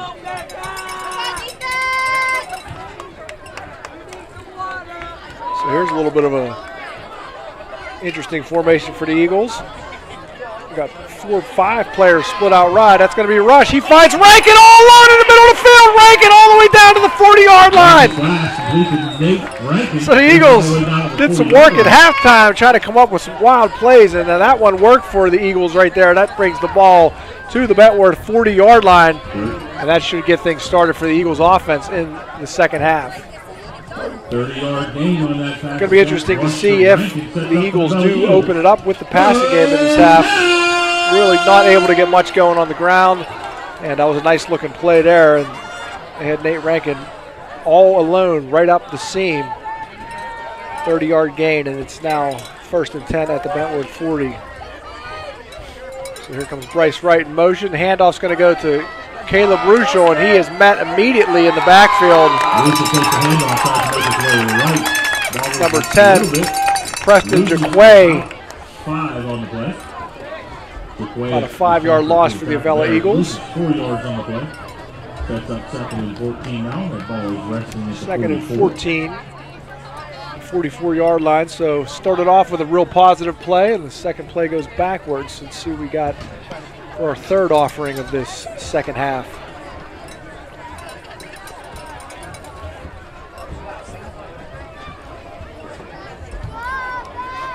Chaz Rush in the shotgun.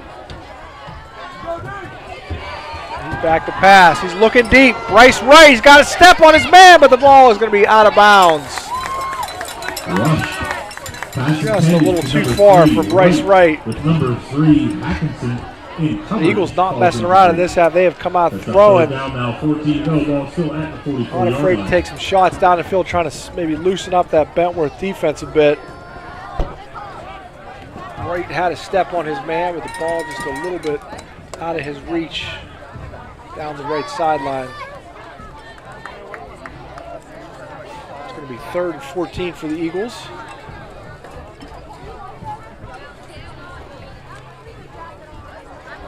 Pretty much nothing for them to lose at this point. They might as well take some shots down the field. Rush again in that shotgun. Only one player in the slot position. That's Darren Russo, excuse me. It's going to be a screen pass. Brodenham, he's got some room to work with. Some blockers ahead of him. He's going to get back to about the 35-yard line. Picks up about 9 yards on that play. It's going to bring up a 4th down and maybe 5 or so. 4th and 6 for the Eagles. Ball resting at the 36-yard line. It is 4th down, 6 to go for the Eagles.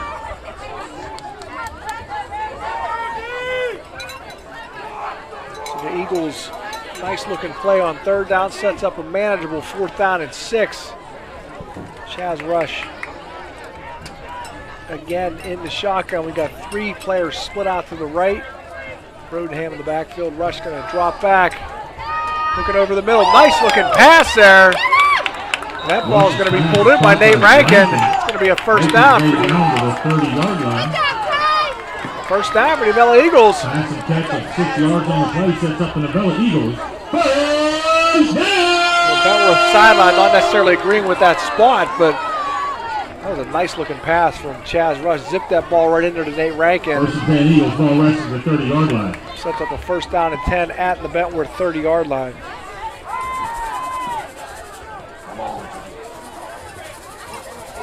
This is not the NFL where you can challenge the spot. So the Eagles will continue on the drive. So Rush going to keep it himself, and nowhere to go on that play. It's like 14 and 28 on the tackle for the Bentowrth Bearcats. It's Caden Ayers and on the play. Sets up 2nd and 11 for the Eagles. Gavin Piasecki. 2nd and 11 for the Eagles. About 8:35 remaining in the 3rd quarter. This is an Eagles offense that has shown a little bit of spark here in the second half, opening things up a little bit with the passing game. And ball resting at the Eagles are going to go down swinging in this game. 2nd and 11 for the Eagles. Right again in the shotgun. Ham just to his left in the backfield. Rush looking for Eli Maidment, but looked like a little miscommunication on that route. Eli was pass intended for Maidment falls incomplete. Maybe heading in for a quick in, and looked like Rush was thinking quick out. So that's going to set up a 3rd and 11 for the Eagles. Ball on the 31-yard line of Bentowrth.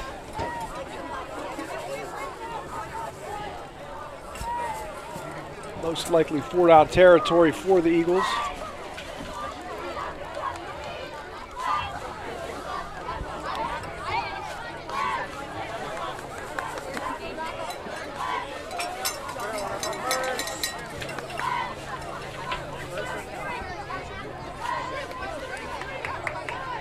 Third and 11 back to pass is Chaz Rush, and he is going to be swallowed up, and the ball is on the ground as well.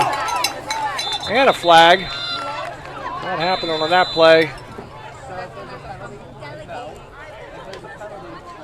Flag on the play. So it looks like the Eagles did recover the fumble. He's going to be holding against the offense.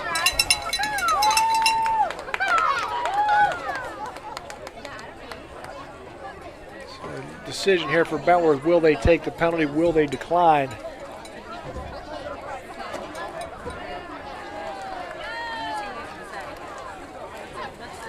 So they're going to decline that penalty, and it's going to set up a 4th down. The penalty is being declined.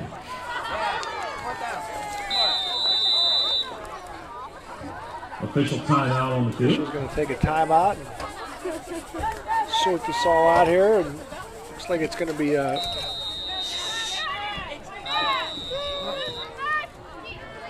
sure what's going on here, but players heading to their respective sidelines, and we're going to take an opportunity with that and take a quick break. We will be back after this. Range Resources has proudly focused on delivering energy solutions for more than 40 years. Our core values, performance, innovation, integrity, and transparency, guide us in the work we do every day as a natural gas industry leader. These values reflect how we operate as a company and are deeply rooted in our commitment to improving the communities where we work. Our commitment to fostering thriving communities begins within the walls of our company, starting with the safety and well-being of our employees and extending to the communities where we live, work, and support. Natural gas is powering our lives, providing a cleaner future, and creating exciting opportunities for careers and communities all around the world. We're proud of our accomplishments to date, but we recognize the importance of continuing to raise the bar at every opportunity for our employees and the communities where we work every day. Kale. He's one of us, delivering for our district and standing for Western Pennsylvania values. Josh Kale, fighting for jobs and growth without tax hikes, while holding the line on spending. Josh Kale, getting the job done. We are back to live action. Teams are still at their respective sidelines, and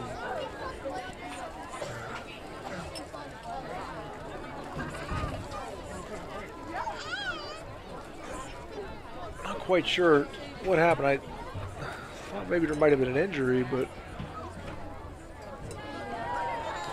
I don't. Looks like the player's just taking a breather.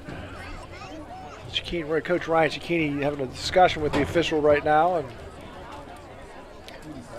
we do have an injury. Oh, I see. I'm missing it. It's on the sideline here. Boy, ambulance and chair getting some more work tonight. So the injury occurred. Bentowrth player out of bounds. See the Avella trainer, Brittany Palm, making her way over there. There's a handful of folks attending to that player. I can't see who it is. Did hear there he is.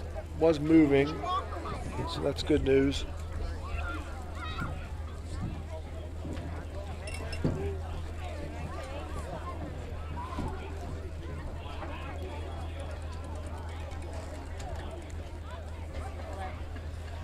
A couple local scores. Bishop Canevin up 35-6 on the Burgettstown Blue Devils.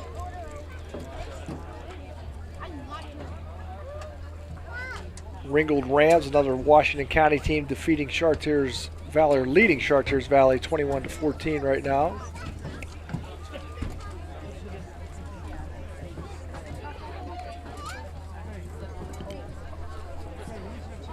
Another game of note, the Class 6A playoff picture, Mount Lebanon, who's a team that could get in. They only have 2 wins going into this game tonight, but just the way things have played out in that Class 6A conference, they're beating Norwin 42-0, so they're putting themselves in a good position to potentially snag one of those spots in the Class 6A conference. Only 7 teams in that Class 6A, so it's kind of weird every year. There were only 5 teams last year, so the one team that didn't get in was, it was a tough blow for them. There was a few more this year, and Central Catholic and North Allegheny kind of the class of Class 6A this year, and 2 other teams will qualify for the playoffs. So it looks like that Jefferson-Morgan game has tightened up. It's now Jefferson-Morgan 28, California Trojans 21. So California making a little run. It was 28-7, Jeff Morgan at halftime. It'll be interesting to see how that plays out. Again, that is for the Tri-County South Crown.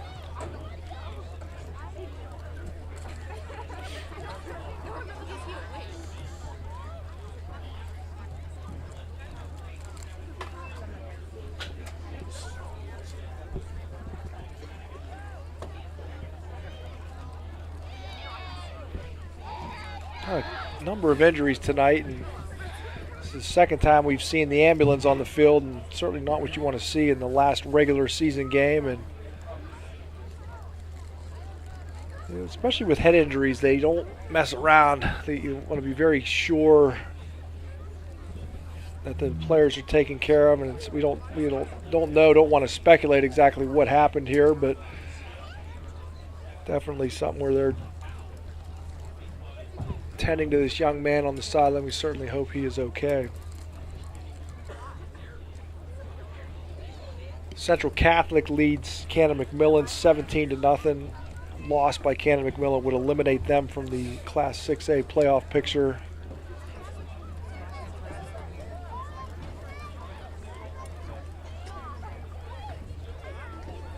Another local game of interest, Seton LaSalle is leading the Washington Prexies 28-14.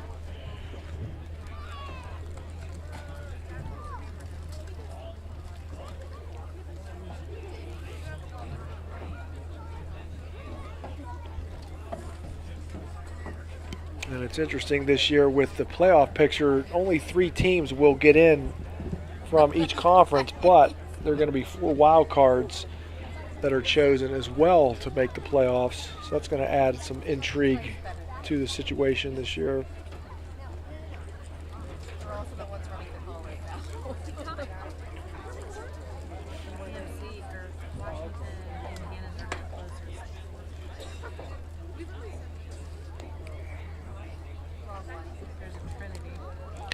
Elizabeth Ford leading Mount Pleasant 28-19. Elizabeth Ford having a nice season.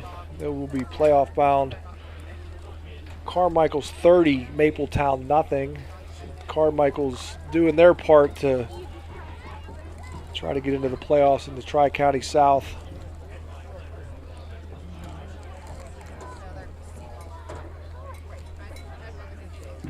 Steel Valley up on South Allegheny 20-0. That's a game with playoff implications in that conference. Steel Valley wins, they would be the second place team in the conference. Final, Bethel Park defeats Peters Township. Those are 2 8-1 teams going at it, and that was a game really was going to be a big part of that conference championship, and Bethel Park pulls it out at Peters Township. Looks like the young man is up on the stretcher as we speak. Fans clapping and encouraging him.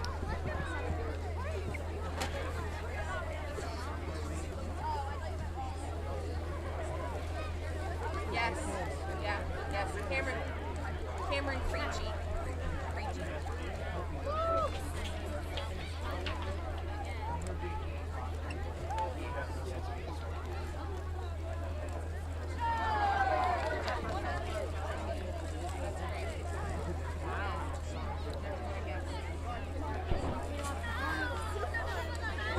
That's number 51, Cameron Creechy, suffered that injury. Creechy. Cameron Creechy. One of our spotters is speaking out the window to some Bentowrth fans. Shaking up on the play. Our thoughts are with you, Cameron. Cameron's a junior. We've mentioned his name a couple times tonight. 6', 183-pound junior. Is a left tackle / linebacker.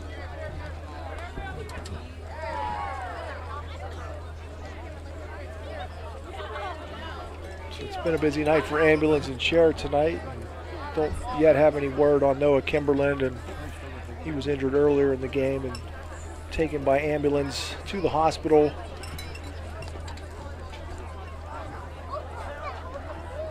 So just getting back to game situation, it's 4th down and 15 at the 35-yard line for the Avella Eagles.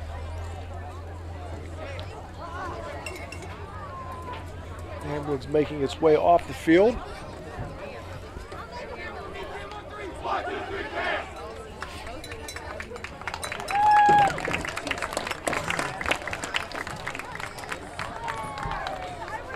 Our thoughts and prayers are with family and family this evening.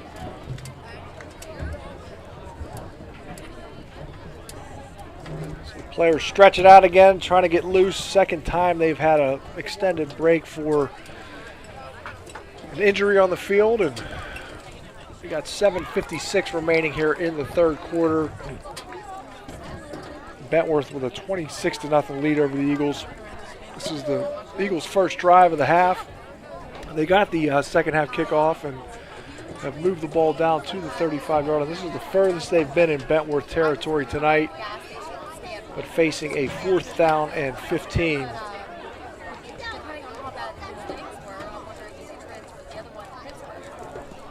Just kind of taking a look at the temperature out there right now.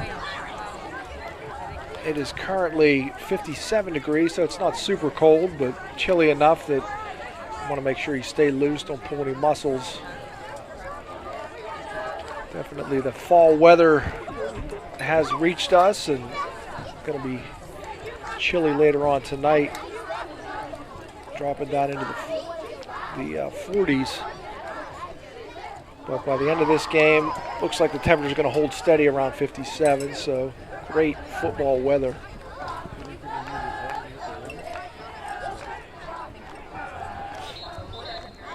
Pitt Panthers with a big win last night. A lot of hype about that game. Pitt is the longest time they've been undefeated since 1982. So it's an exciting time for Pitt Panther fans. 7-0 on the season. Big win over Syracuse last night. Here at the 35-yard line, 15 to go. All right, so here we go. 4th and 15.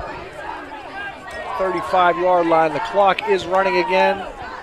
Ticks down to about 7 minutes and 45 seconds. Bryce Wright in at quarterback for the Eagles. Looks like Ruschel going to split out wide along with Chaz Rush.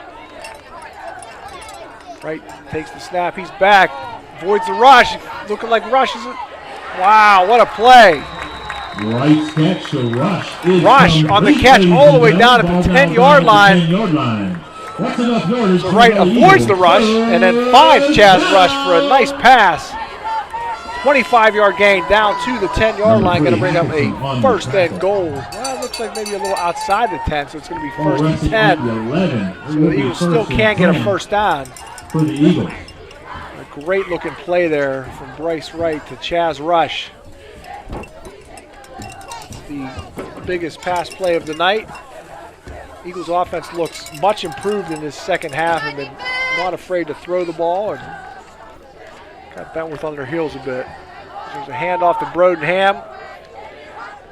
He's going to maybe get a yard on that play. Number 54 Taggart in the middle of that pile from Bentowrth. Makes his way down to about the 10-yard line. 1 yard pickup on the play. Sets up 2nd and 9. Also, number 56 number and 50 5 together on the tackle. That was Levi Urcho, 6'3", 170-pound sophomore defensive end. 2nd and 9 at the 10 for the Eagles.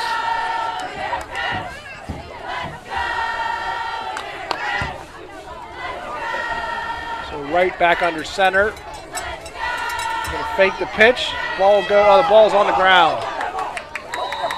Fumble on the play, recovered by Rush.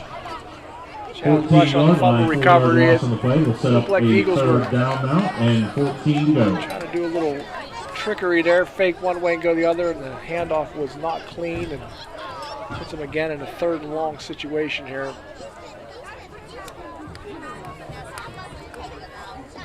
Nate Rankin checking into the game for the Eagles.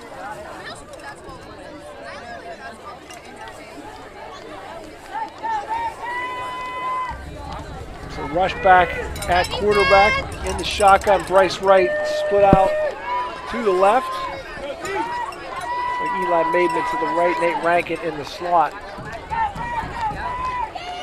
Rush back, he's under heavy pressure. And he was looking for Atkins there, but he really didn't have a chance to set his feet and get anything on that pass. Ball wrestled at the 15.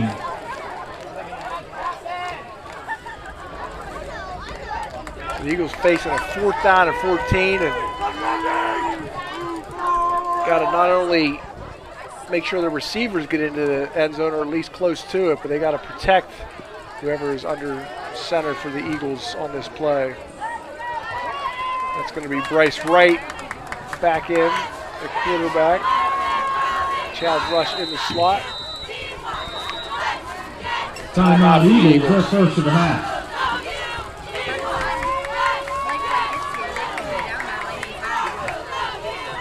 We will be back after a short message. For 125 years, we've been covering this region's financial needs, sharing your rebellious spirit, standing right here with you, supporting your dreams, helping businesses grow and thrive, investing in what matters, and always putting people first. Thank you for letting us get to know you over our first 125 years.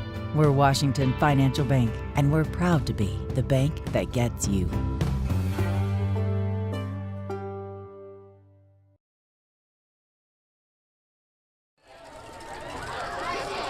Eagles facing a 4th down and 14 at the Bentowrth 15-yard line. 5 minutes, 31 seconds remaining in the third quarter. This is the Eagles' best scoring opportunity of this game so far. Before the timeout, they had Bryce Wright at quarterback, and see what they come out with here on this crucial 4th down play. It is going to be Wright under center. Maidman in tight to the right, Chaz Rush to the left, Brodenham in the backfield. Right back to pass. He's going to lay one up there for Rush. Looks like a lot of contact in the end zone, but it's not going to be called. Incomplete pass. It's going to be a turnover on downs for the Eagles. That was Caden Ayers, sophomore defensive back from Bentowrth, providing the defense. The Eagles got what they wanted. They were able to protect Wright and get Rush into the end zone, but unable to convert on that 4th and long. So now it's up to the defense to try to get a quick stop here. We saw a nice drive from the Eagles there. They took the second half kickoff. It was about a 6.5 minute drive down to the Bentowrth 15-yard line, and that's where the drive stalls, and now got a change of possession.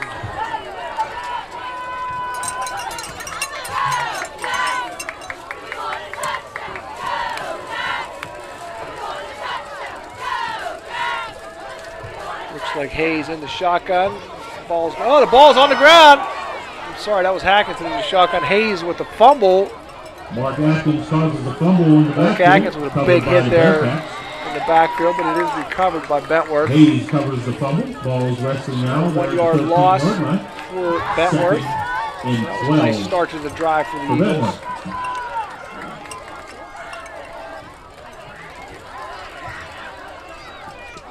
Second and 12 after the loss on 1st down for Bentowrth. Hackinson at quarterback. Hayes to his right. Burt at the bottom of the screen. Hackinson back to throw. He's got a man open. Anthony Washington. Anthony Washington, senior wide receiver. Nice catch over the middle. It's going to be a 1st down for Bentowrth. Ball rested at the 31-yard line. Bentowrth has not thrown the ball too much tonight, but when they have, they've had success. Eagles, after a good start, the defense there give up about a 15-yard pass there on 2nd down. Atkinson going to give the ball to Hayes again, and Hayes going to find some running room to the left. He's still on his feet. He is down the sideline and knocked out of bounds.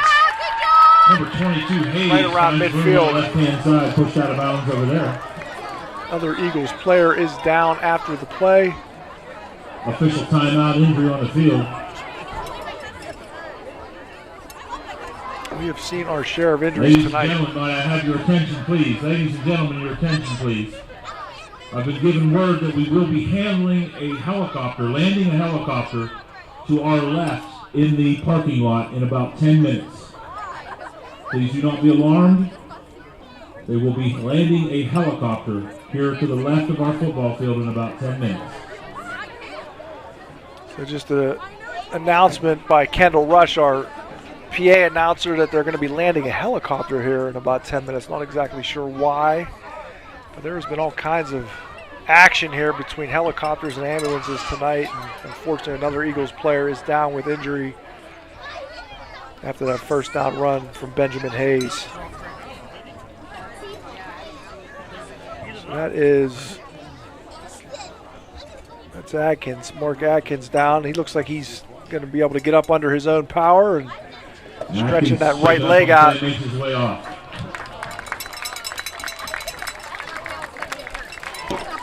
I like that idea.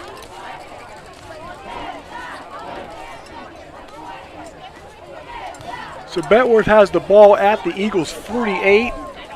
4 minutes and 5 seconds remaining in this third quarter. First down and 10.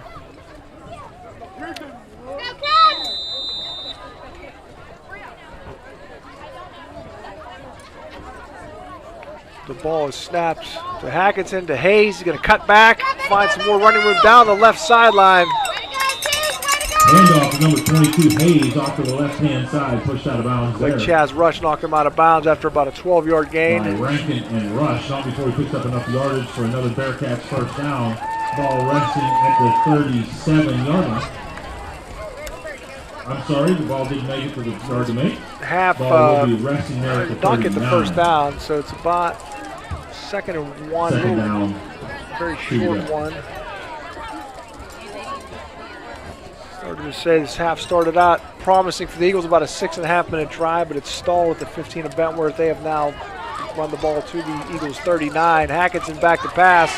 He's going to roll out right, looking down the field. A little too long on that pass. That was number 28 intended for. Number 28. That's Gavin Pisecki. Pisecki falls incomplete. Gavin Pisecki, 6'1", 175-pound senior wide receiver. Third down. 2 to go. Ball resting at the 39. And here are the Bentowrth cheerleaders in the background. Looks like they brought about 20 girls tonight. Doing a nice job of hyping up their side of the stands. And Avella's cheerleaders have about 10 girls on the Avella squad. Avella's cheerleaders done a nice job all year, pep rallies and at the games. It's going to be a first down run. Number 10, between the tackles. Tackle made by Preston Jakwe. Ball set at the 34-yard line. The Eagles 34, first down and 10. 34. 3 minutes and 29 seconds. So really the difference in this game has been the Bentowrth offense. The Eagles have not really had an answer for the most part for the Bentowrth offense. They've been able to move the ball pretty much at will throughout this game. And Avella's offense has started to show some signs of life in this half, but maybe too little, too late.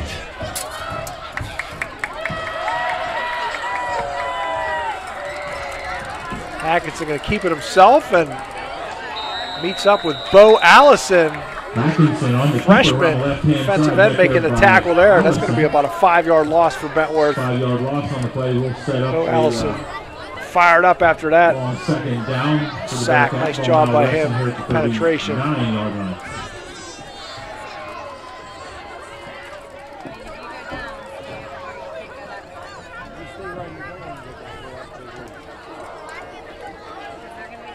So again, for Bentowrth, it's pretty much win and you are the third place team in the Tri-County South, and you'll clinch a playoff berth for the first time in about 10 years.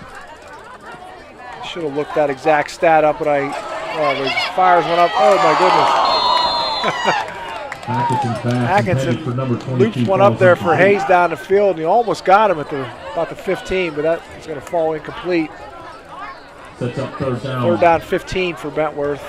15 yards to go. Ball resting at the 39-yard line. It's been interesting in the Tri-County South over the past couple of years. Mapletown, a team that had struggled for a while, and they had some nice seasons the last few years. And this is Bentowrth, a team that they haven't struggled mightily, but they certainly have not really been in the playoff picture. And for them to be there this year is a refreshing change. And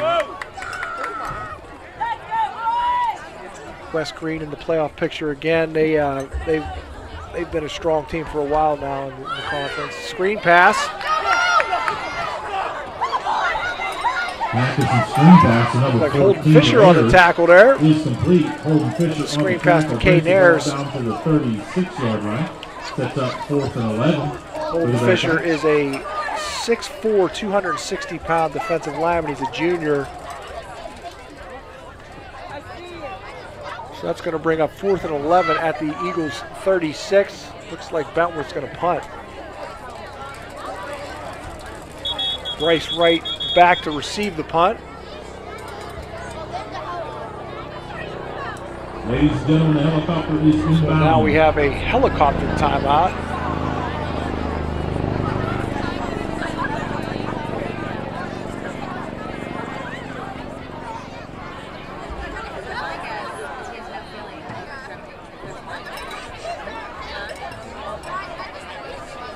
I wonder if this is related to one of the injuries that occurred, potentially our second injury for the Bentowrth player. I don't know specifically, but it would be my guess. Cameron Cretchy was injured in this quarter, and helicopter is coming. I'm not sure exactly what the situation is, but the helicopter is going to land. And we've had helicopters here for the prom mock crash a couple times, and just talking with some of those guys and gals that work on those helicopters said they can get from here to Pittsburgh in 9 minutes. So anybody that is not unhappy with their commute from the Avella area into the city may want to consider taking a helicopter ride.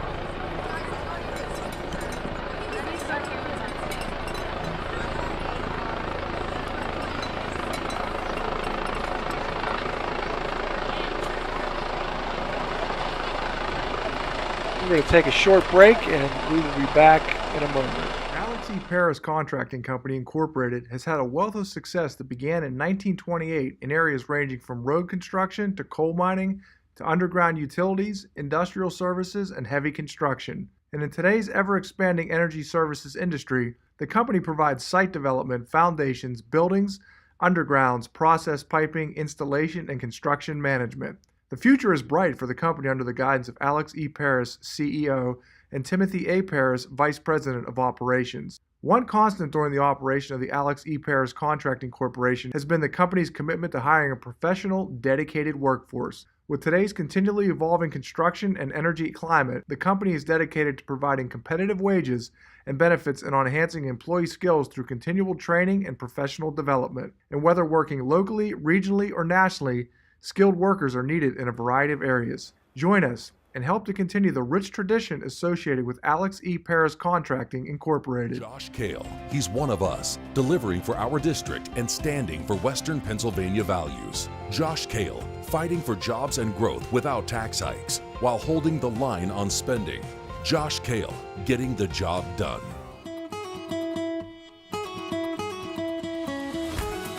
Range Resources has proudly focused on delivering energy solutions for more than 40 years.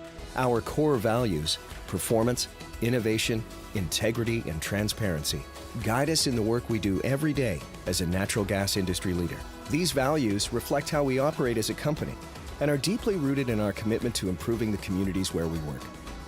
These leading efforts have included pioneering the Marcellus Shale, now among the world's largest natural gas fields, becoming the first company to voluntarily disclose hydraulic fracturing fluids, and developing large-scale water recycling for shale development. For 125 years, we've been covering this region's financial needs, sharing your rebellious spirit, standing right here with you, supporting your dreams, helping businesses grow and thrive, investing in what matters, and always putting people first. Thank you for letting us get to know you over our first 125 years. We're Washington Financial Bank, and we're proud to be the bank that gets you.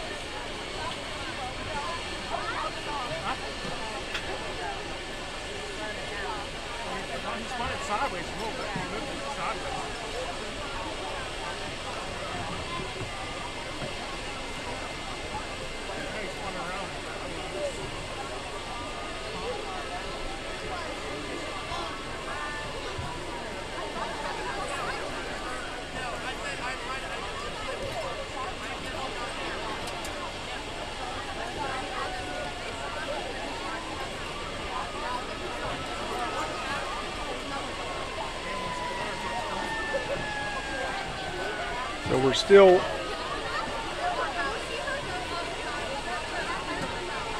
dealing with the helicopter and giving them some time to do what they need to do. And Jefferson Morgan still leading California 28-21 in the fourth quarter. It's got to be an exciting game at California.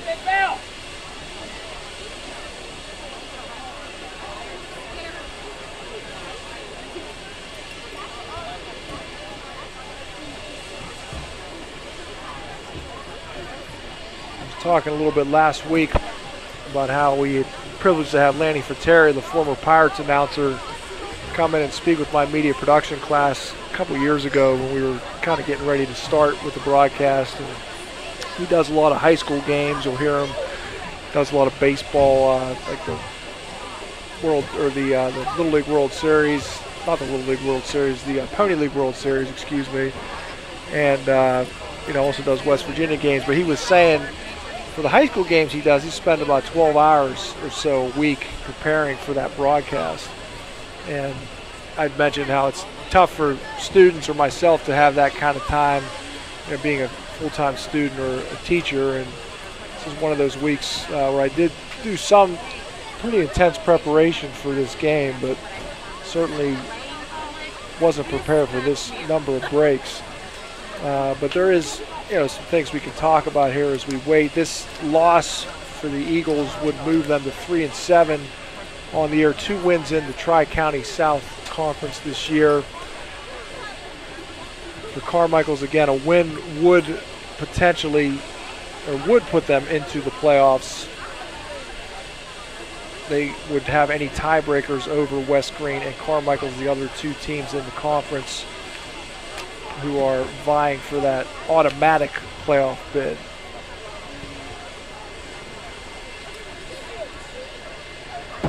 One of the things Coach Ryan Cicchini mentioned, in addition to Hayden Gatewood being hurt last week, they had 3 or 4 guys who were battling pneumonia the last few weeks.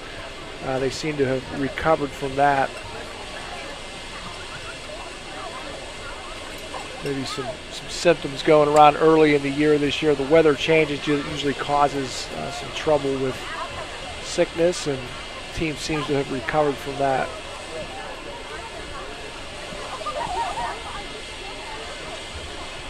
Coach Cicchini also talking about some of his seniors and just the leadership they've shown, some of the young guys, just by example, and not even necessarily just by speaking, but just leading by example. And he mentioned Hayden Gatewood and Broden Ham, two guys have done everything that's been asked of them, and then some, and they've just been good examples for the young guys.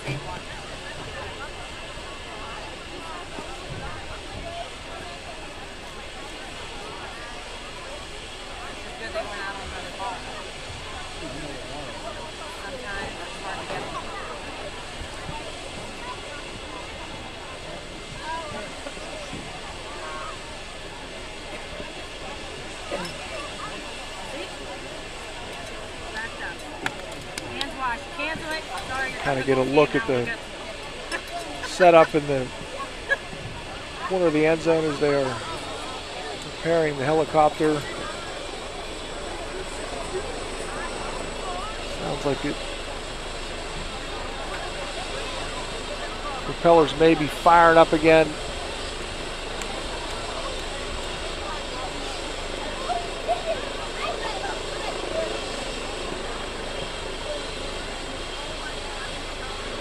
Mentioned we had Uriah Tropak, sophomore media production student, helping with the filming tonight. Also Brian Jeffers from the Hickory Telephone Company, who's such a big part of making these broadcasts happen. And I want to thank those two folks tonight. We had Noah Green last week at the homecoming game. Another sophomore was helping with the camera. It's cold out there too. When you stand there on that camera for 2.5, 3 hours, you really do get cold pretty quickly. And appreciate those guys willing to put in the time. Sounds like the helicopter is taking off, and we'll send our thoughts and prayers with that young man.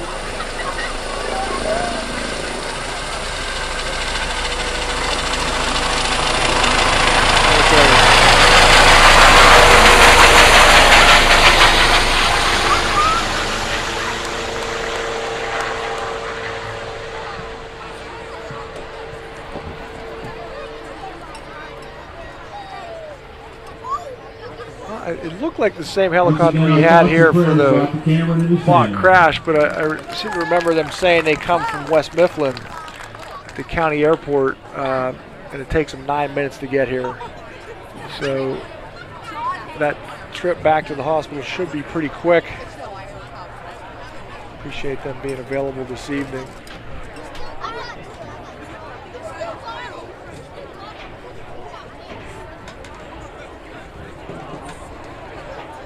So again, the players try to get loose. Minute and 37 seconds remaining in the third quarter. 4th down and 11. It is Bentowrth ball. They were preparing to punt the ball before the break. So it looks...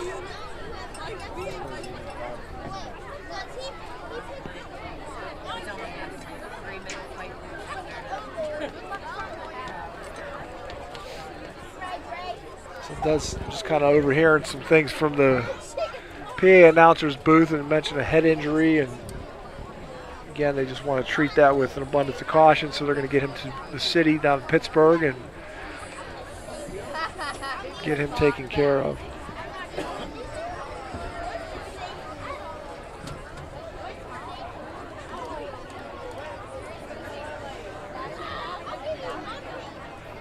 Avella players making their way back to the field. Looks like Bentowrth is coming out as well.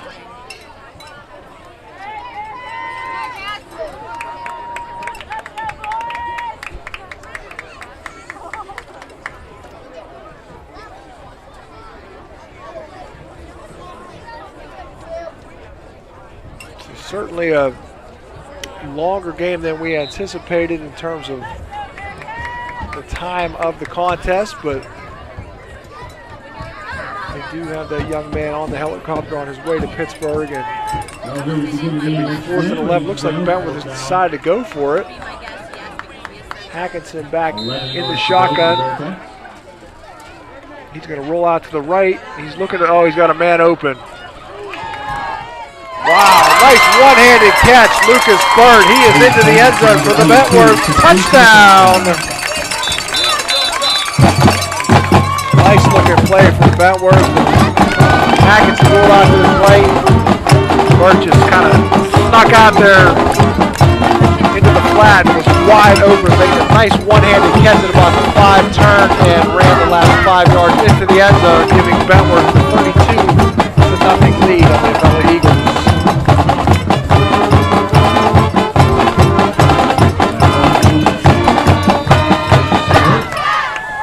Bentowrth going to line up for the extra point. Number 11. Different extra point kicker on that one there. That was number 11, Brian Matthews. 33. No, it's not Brian Matthews. That was Caden Hackinson. I'm sorry. He's the normal place kicker for the Bentowrth Bearcats. Looking at the grade, not the number there. So Hackinson knocks that through, 33-0. Bentowrth. We will be back in just a moment. Kale, he's one of us, delivering for our district and standing for Western Pennsylvania values. Josh Kale, fighting for jobs and growth without tax hikes, while holding the line on spending. Josh Kale, getting the job done. Back deep for the Eagles, right, Russo and Ham. Hayes sets the kickoff. Hayes going to kick off. Got Ruschel, Ham, and Rush back for the kickoff. I'm sorry, Wright back for the kickoff. Here comes that kickoff from Benjamin Hayes. Had several nice-looking kicks tonight, and that ball is going to land in the arms of Caleb Ruschel, or Darren Ruschel, excuse me. Caleb, the older brother of Darren. Ham on the return brings the ball down to about the 15-yard line. The ball is going to be set at about the 15-yard line for the Avella Eagles. There, that's Taggart, first and 10 Taggart Eagles. making the tackle on that Ball play. going to about the 17.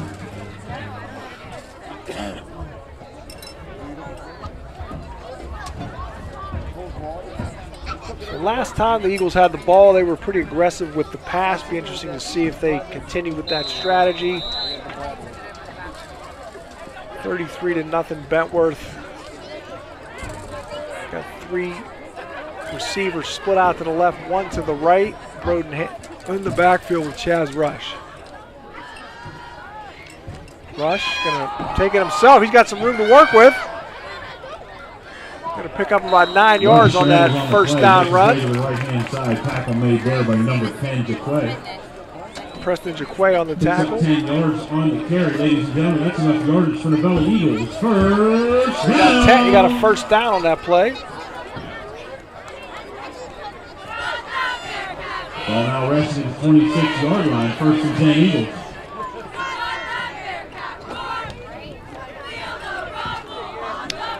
See the Eagles band. They haven't had a whole lot to play for this half, and they're ready to go though if the Eagles find a way to get the ball in the end zone here. Rush with a quick slant. Oh, Ruschel was open right through his hands.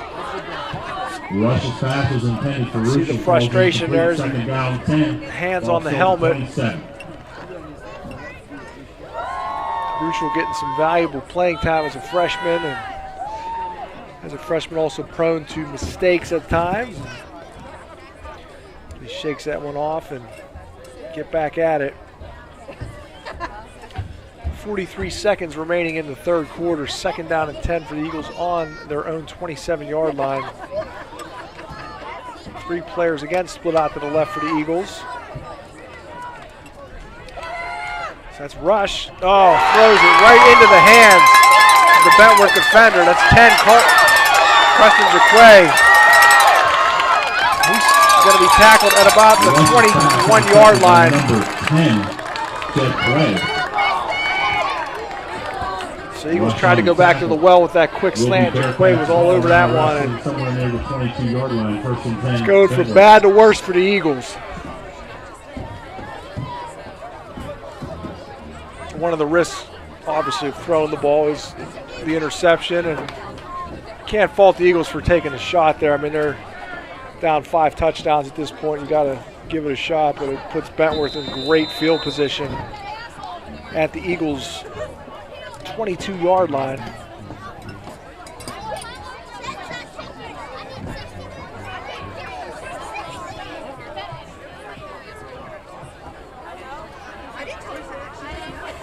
Looks like Hayes back in the shotgun for Bentowrth. He's going to try to hand that ball to Carter, or Jaquay, excuse me, but that ends up being a carry from Benjamin Hayes. Made by Kramer, no We got gain a on the play. number 54 tagger down on the play. On the field, injured.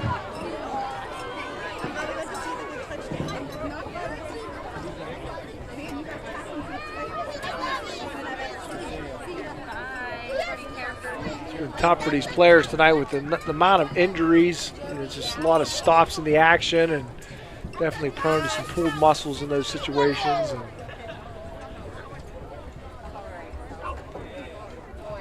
tend to Braden Taggart down on the field at this time.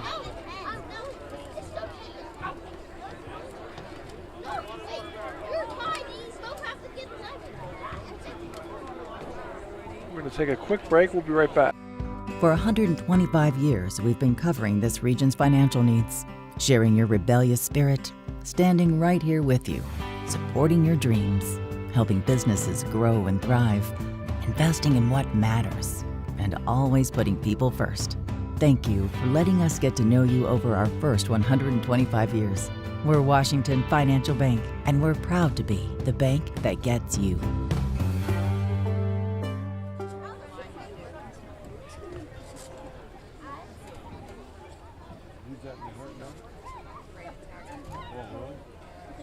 So they're still tending to number 54, Braden Taggart, 5'8", 206-pound left guard / linebacker for Bentowrth. See if we can find some out-of-town scores if possible for you here.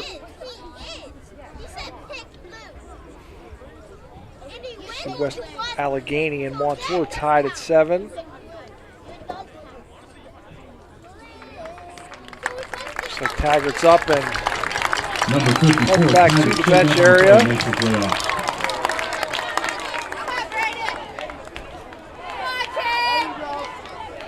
Central Catholic is now up big on Cannon McMillan, 38-0. Chartiers Houston, another local team, taking on Northgate tonight. They are tied at 0 in the third quarter. The Chartiers Houston team that was winless last year, and they have had some significant improvement this year. They are in Class 2A this year. They were in the Eagles section last year. That brings us to the end of the third quarter, ladies and gentlemen, as we switch fields. Our scoreboard reads the Eagles 0 and the Bentowrth Bearcats. So the end of the third quarter, Bentowrth 33, Avella nothing.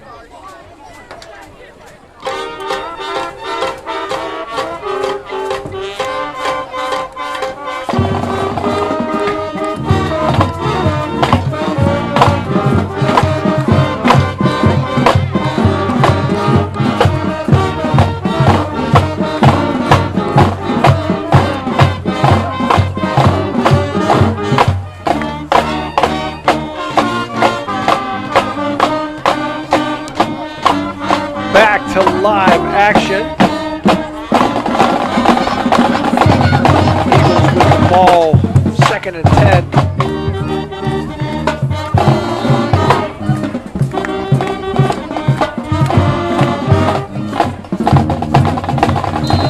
Excuse me, Bentowrth with the ball, 2nd and 10 at the Eagles 22. Quarterback in the game is going to be a pitch to Hayes. He fumbles.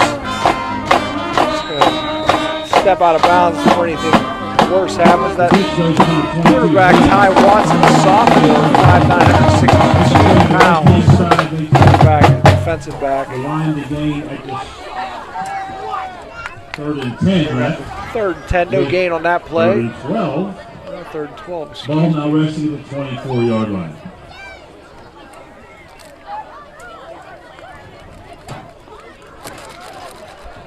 Watson going to remain in the game as the quarterback.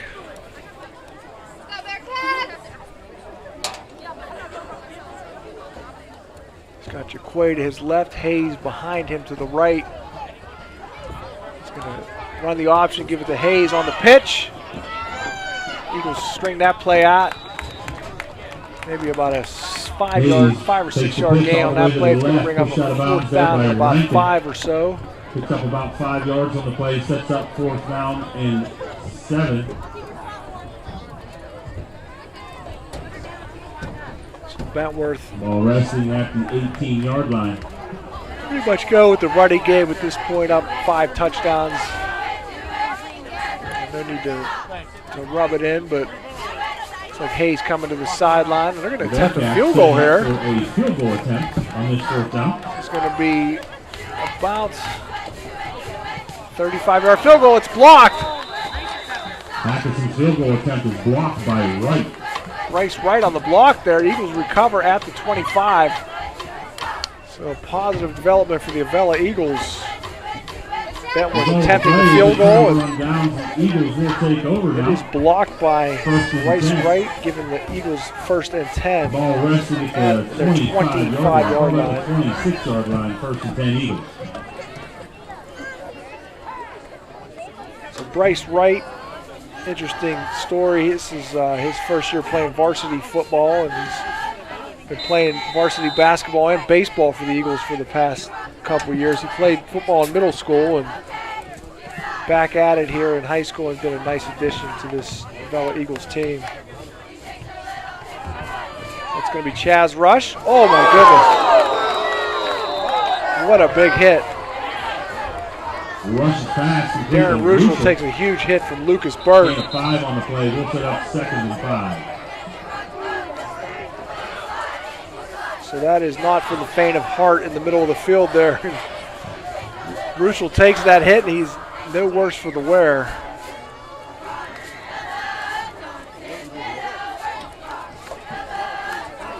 Nate Rankin talking with Coach Ryan Cicchini.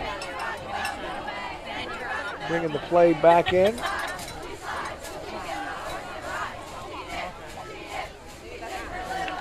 A lot of times you'll see guys go over the middle like that and they get what's called alligator arms, where they're afraid to extend for that pass because they know they're going to take the hit, but not the case in that situation.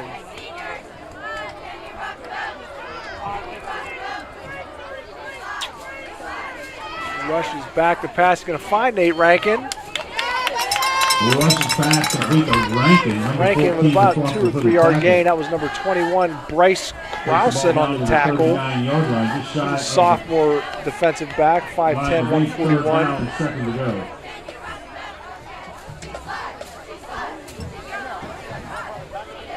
Probably going to start to see some new players for Bentowrth. 10 minutes, 15 seconds left to play in the game, ladies and gentlemen. The ball is sitting at the 34-yard line. Continues to run down here in the 4th quarter. 3rd and 2 for the Eagles on the 39. Chaz Rush again in the shotgun. Rush surveys the scene. He's going to take the snap, give that ball to Brodenham, finds a lot of running room. Up the gut, oh, the ball's loose! It's going to be recovered by number 14, Caden Ayers. Promising run from Brodenham, but unfortunately the ball is popped loose, and it's going to be a turnover, setting Bentowrth up with a 1st down and 10 at about the 49-yard line of the Eagles. Just heard our PA announcer say it's Jefferson Morgan 28, California 27. So that would be a pretty exciting game to be taken in at this point.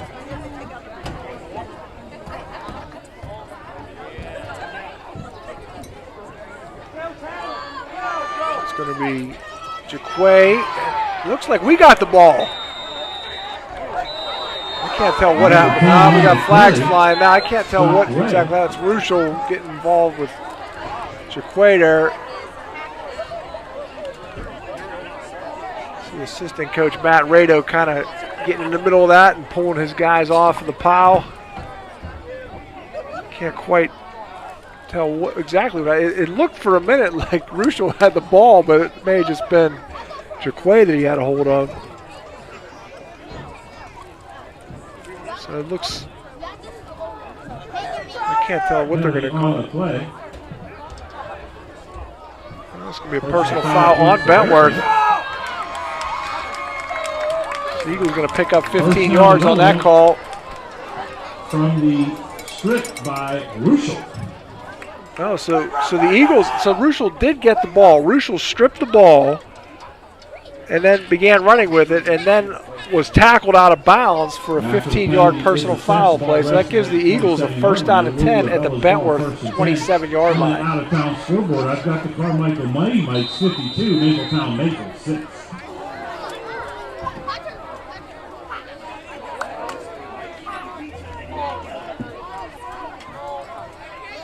Chaz Rush going to hand off to Brodenham, and he's going to get wrapped up for a 2-yard loss. Take number 56 on the tackle. That was Abe House. 5'885" defensive lineman, senior.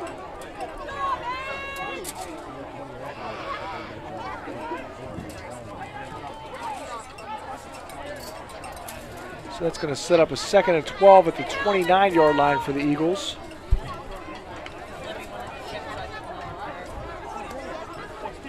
Chaz Rush remaining in the shotgun. Bryce Wright split out to the left. 3 Eagles to the right.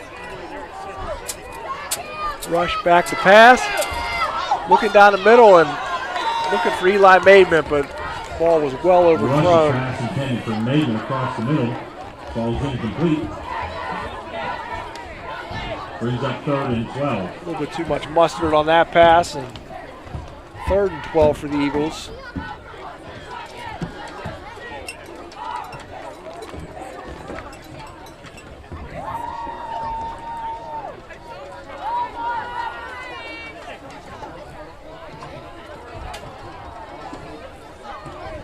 So the Eagles, another foray into the Bentowrth side of the field. Got the ball on the Bentowrth 29-yard line, 3rd down and 12. Rush again in the shotgun. Similar formation to the last play. This looks like, not sure exactly what the play was there, but it was Chaz Rush in a heap of trouble, and throws that one away. It's going to bring up a 4th down and 12 from the 29-yard line. Kind of looked like they were trying to set up a screen, but there was nobody there to catch the pass, so Rush just getting rid of it. And took a shot at the end of that play and brings up a 4th down for the Eagles. Looks like Ruschel, Maidman, and Rankin split out to the right.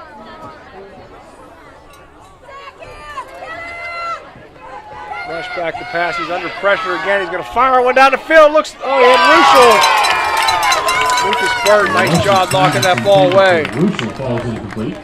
Ruschel had a step or two on him, but the pass was a little bit behind him, and Lucas Bird did a nice job getting his hands in there, and that's going to be Bentowrth taking over at the Avella Eagles 29-yard line. Crusaders 35, Burgerstown Blue Devils 6.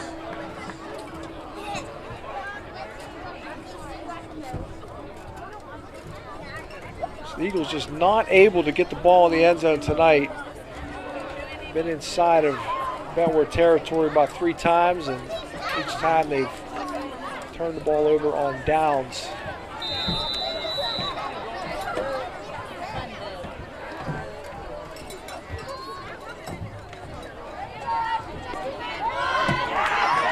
Nice looking run here from Hayes. Number 22, Hayes. Goes down about the 45-yard line. It's going to be a 16-yard gain on 1st down. 46-yard line sets up a 1st and 10 for the Bearcats. Bearcats 1st and 10.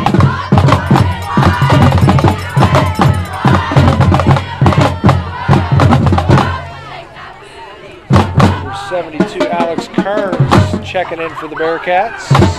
5'11", 220-pound junior offensive lineman.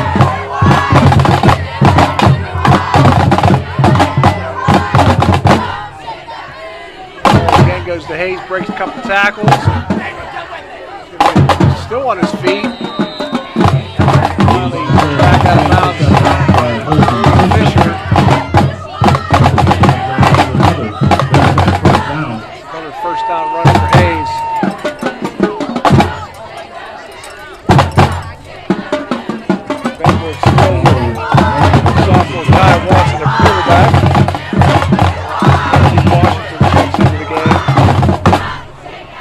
score is now final. Fort Cherry 42, Sarah Catholic Eagles 3. Final score, PA announcer, Fort Cherry beat Sarah 42-3, so that's good for them on their way to the playoffs.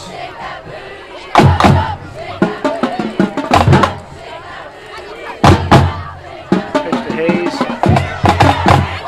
Rankin giving chase. Rankin. Made hit. Darren Ruschel picks up again. First out of bounds by Rankin. We have multiple flags on the play. Ref's trying to regain control here. Frustration on the part of the Avella Eagles defense, and I'm sure this is going to be a late hit.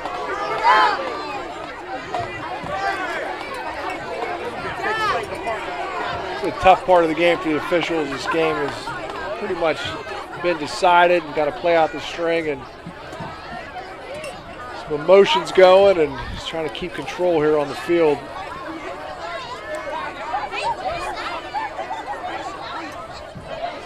All right, so they have a discussion.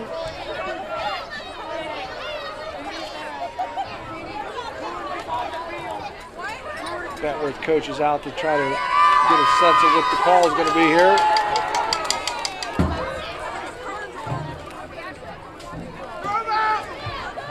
It's going to be a targeting call. Unsportsmanlike conduct. 2 calls on the play. First is targeting. Unsportsmanlike. And that player has been ejected from the game.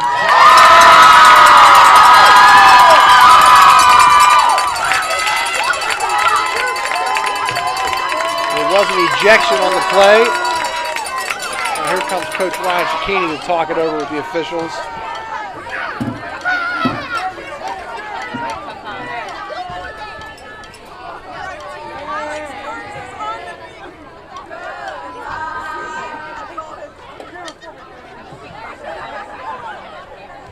Holden Fisher running off the field. Not sure if it was him or Ruschel that was ejected, but somebody was ejected, and Coach Ryan Cicchini out to talk with the officials, trying to get an explanation.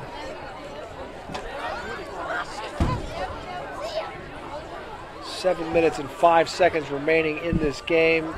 It's first down and goal for Bentowrth at the 8-yard line.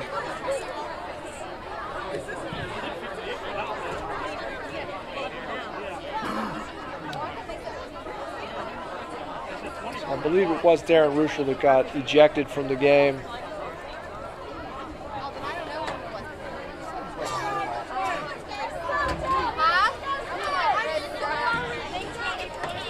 Still a discussion there toward the sideline.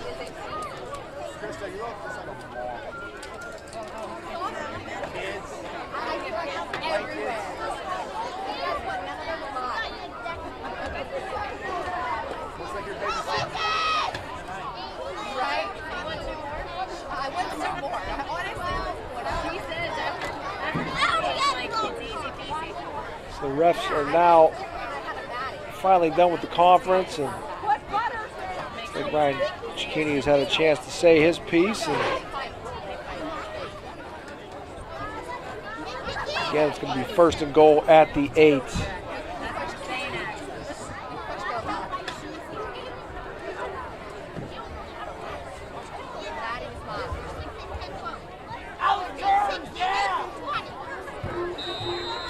Ball resting at the 8-yard line.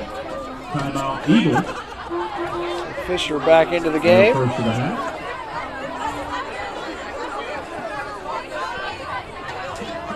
So now there's another break in the action.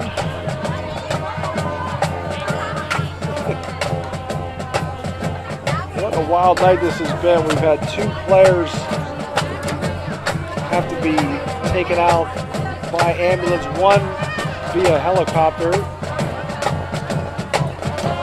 couple other injuries for both teams, and things getting a little chippy here at the end. Darren Ruschel was ejected from the game.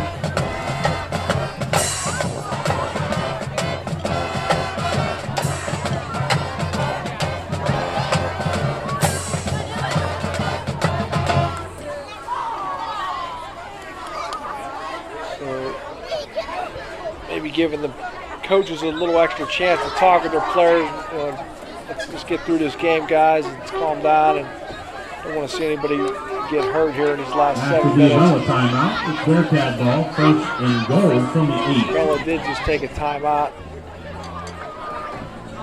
So we set up with a 1st and 8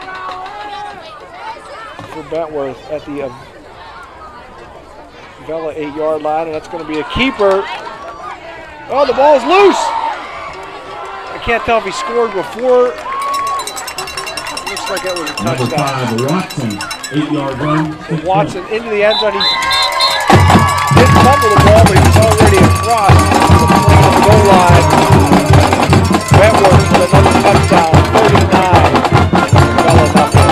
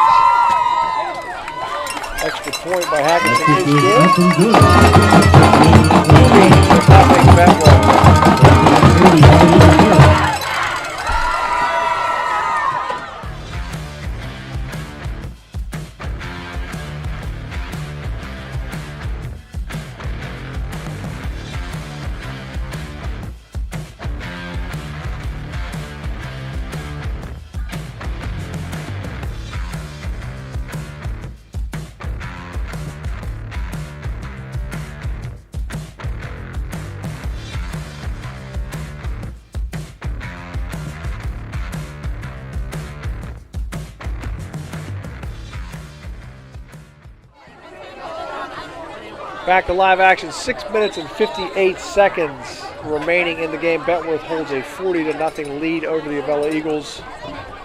Talked a little bit before about some of the wild swings in this conference and in Class A football in general. I can remember Avella beating Bentowrth something like 67-12, maybe about 6-7 years ago. So there have been some high-scoring, lopsided games in this rivalry and other games, and Bentowrth is on the right side of things tonight. Definitely looking strong as they prepare for their first playoff run in several years. Braden Ham going to pick that ball up.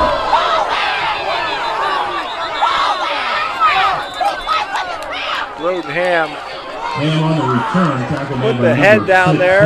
Matthews. Brian Matthews on the tackle. Matthews only 5'5", 123 pounds, so pretty solid contact there, but Ham out of bounds at the 40-yard line, going to set up Avella first down and 10. The 30-yard line, excuse me. Ball resting at the 30-yard line, first and 10 Eagles.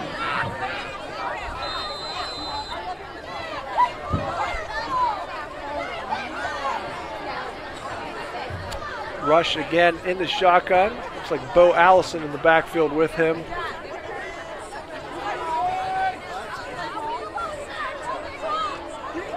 Rush back to pass, looking for Bryce Wright. Just looking past, but Washington did a good job of getting his hands in there.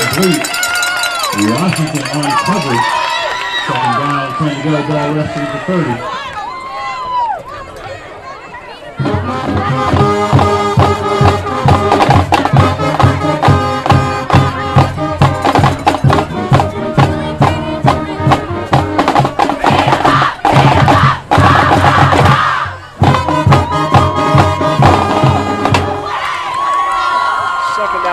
From the 30. Chaz Rush in the shotgun. Pressure immediately, and he's in trouble. Sacked. About a 1-yard loss on that play. Is brought down at the line of scrimmage. Number 50 on the tackle there. Levi Urcho. Sets up third and 10, ball still at the 30. So really no loss on the play, but it sets up a 3rd and 10 for the Eagles offense.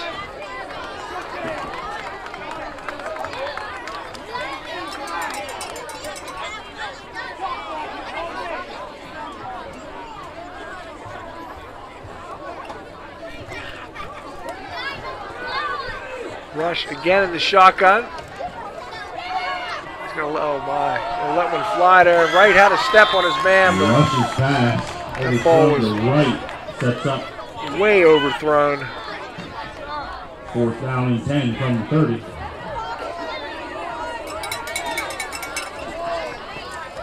So the Eagles set up with a 4th down and 10 at their 30.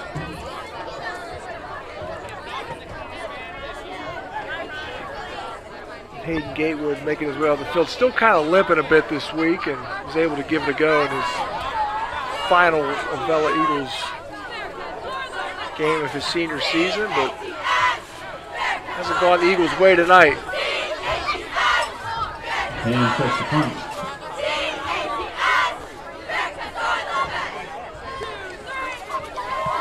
Nice kick from Brodenham.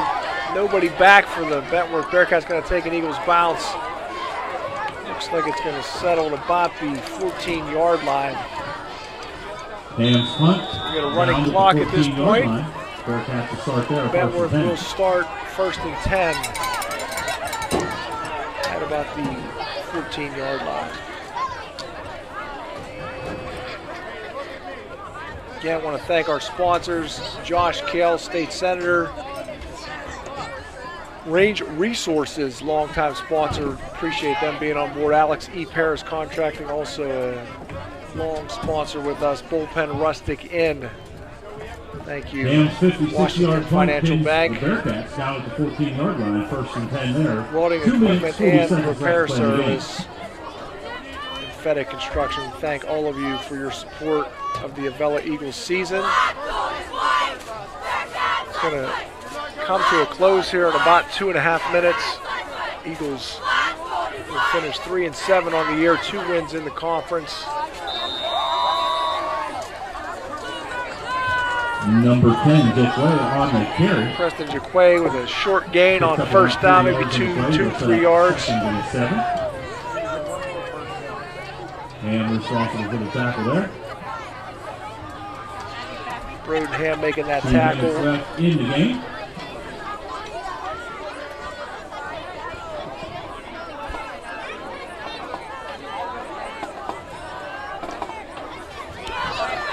So now under 2 minutes. Bentowrth letting the clock run down. May just take a knee here.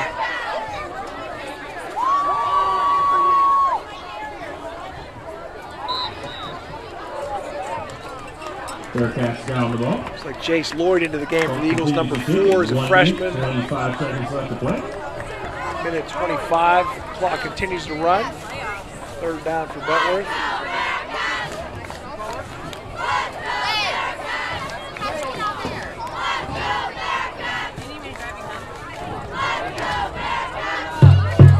Bentowrth is going to be content to let the clock run down. They will kneel on it one more time.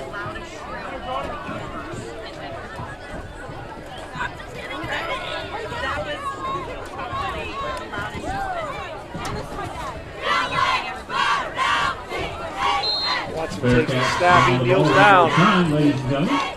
35 seconds remaining in the game. We'll remind everybody to keep Noah and Cameron in your prayers as they recover from injuries this evening. A special thanks goes out to the Avella-Football boosters and the volunteers. Ladies and gentlemen, that's going to be it.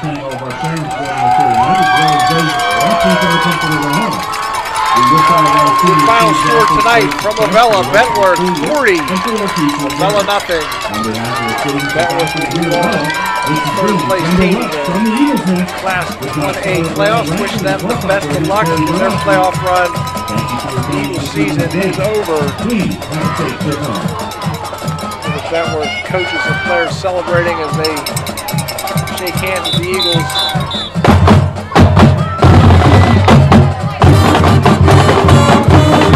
The team that brings back Chaz Rush, really soft this year. Bryce Wright Jr. will be back with the Eagles. Freshman players as well. Eddie Dragos will got another year of eligibility. Team with great future. Reinforcement coming up from middle school. it for this game and for this season. I want to thank everybody for tuning in. Special thanks to Scott Willard, who called our first 3 games of the year. Also the media production students who helped out. Also want to thank Tyler Jacobs, who did some color commentary work for us in the Best Center game. Thank you very much for joining us this season. We'll see you in basketball season. Ladies and gentlemen, that's all for us. Thank you and good night.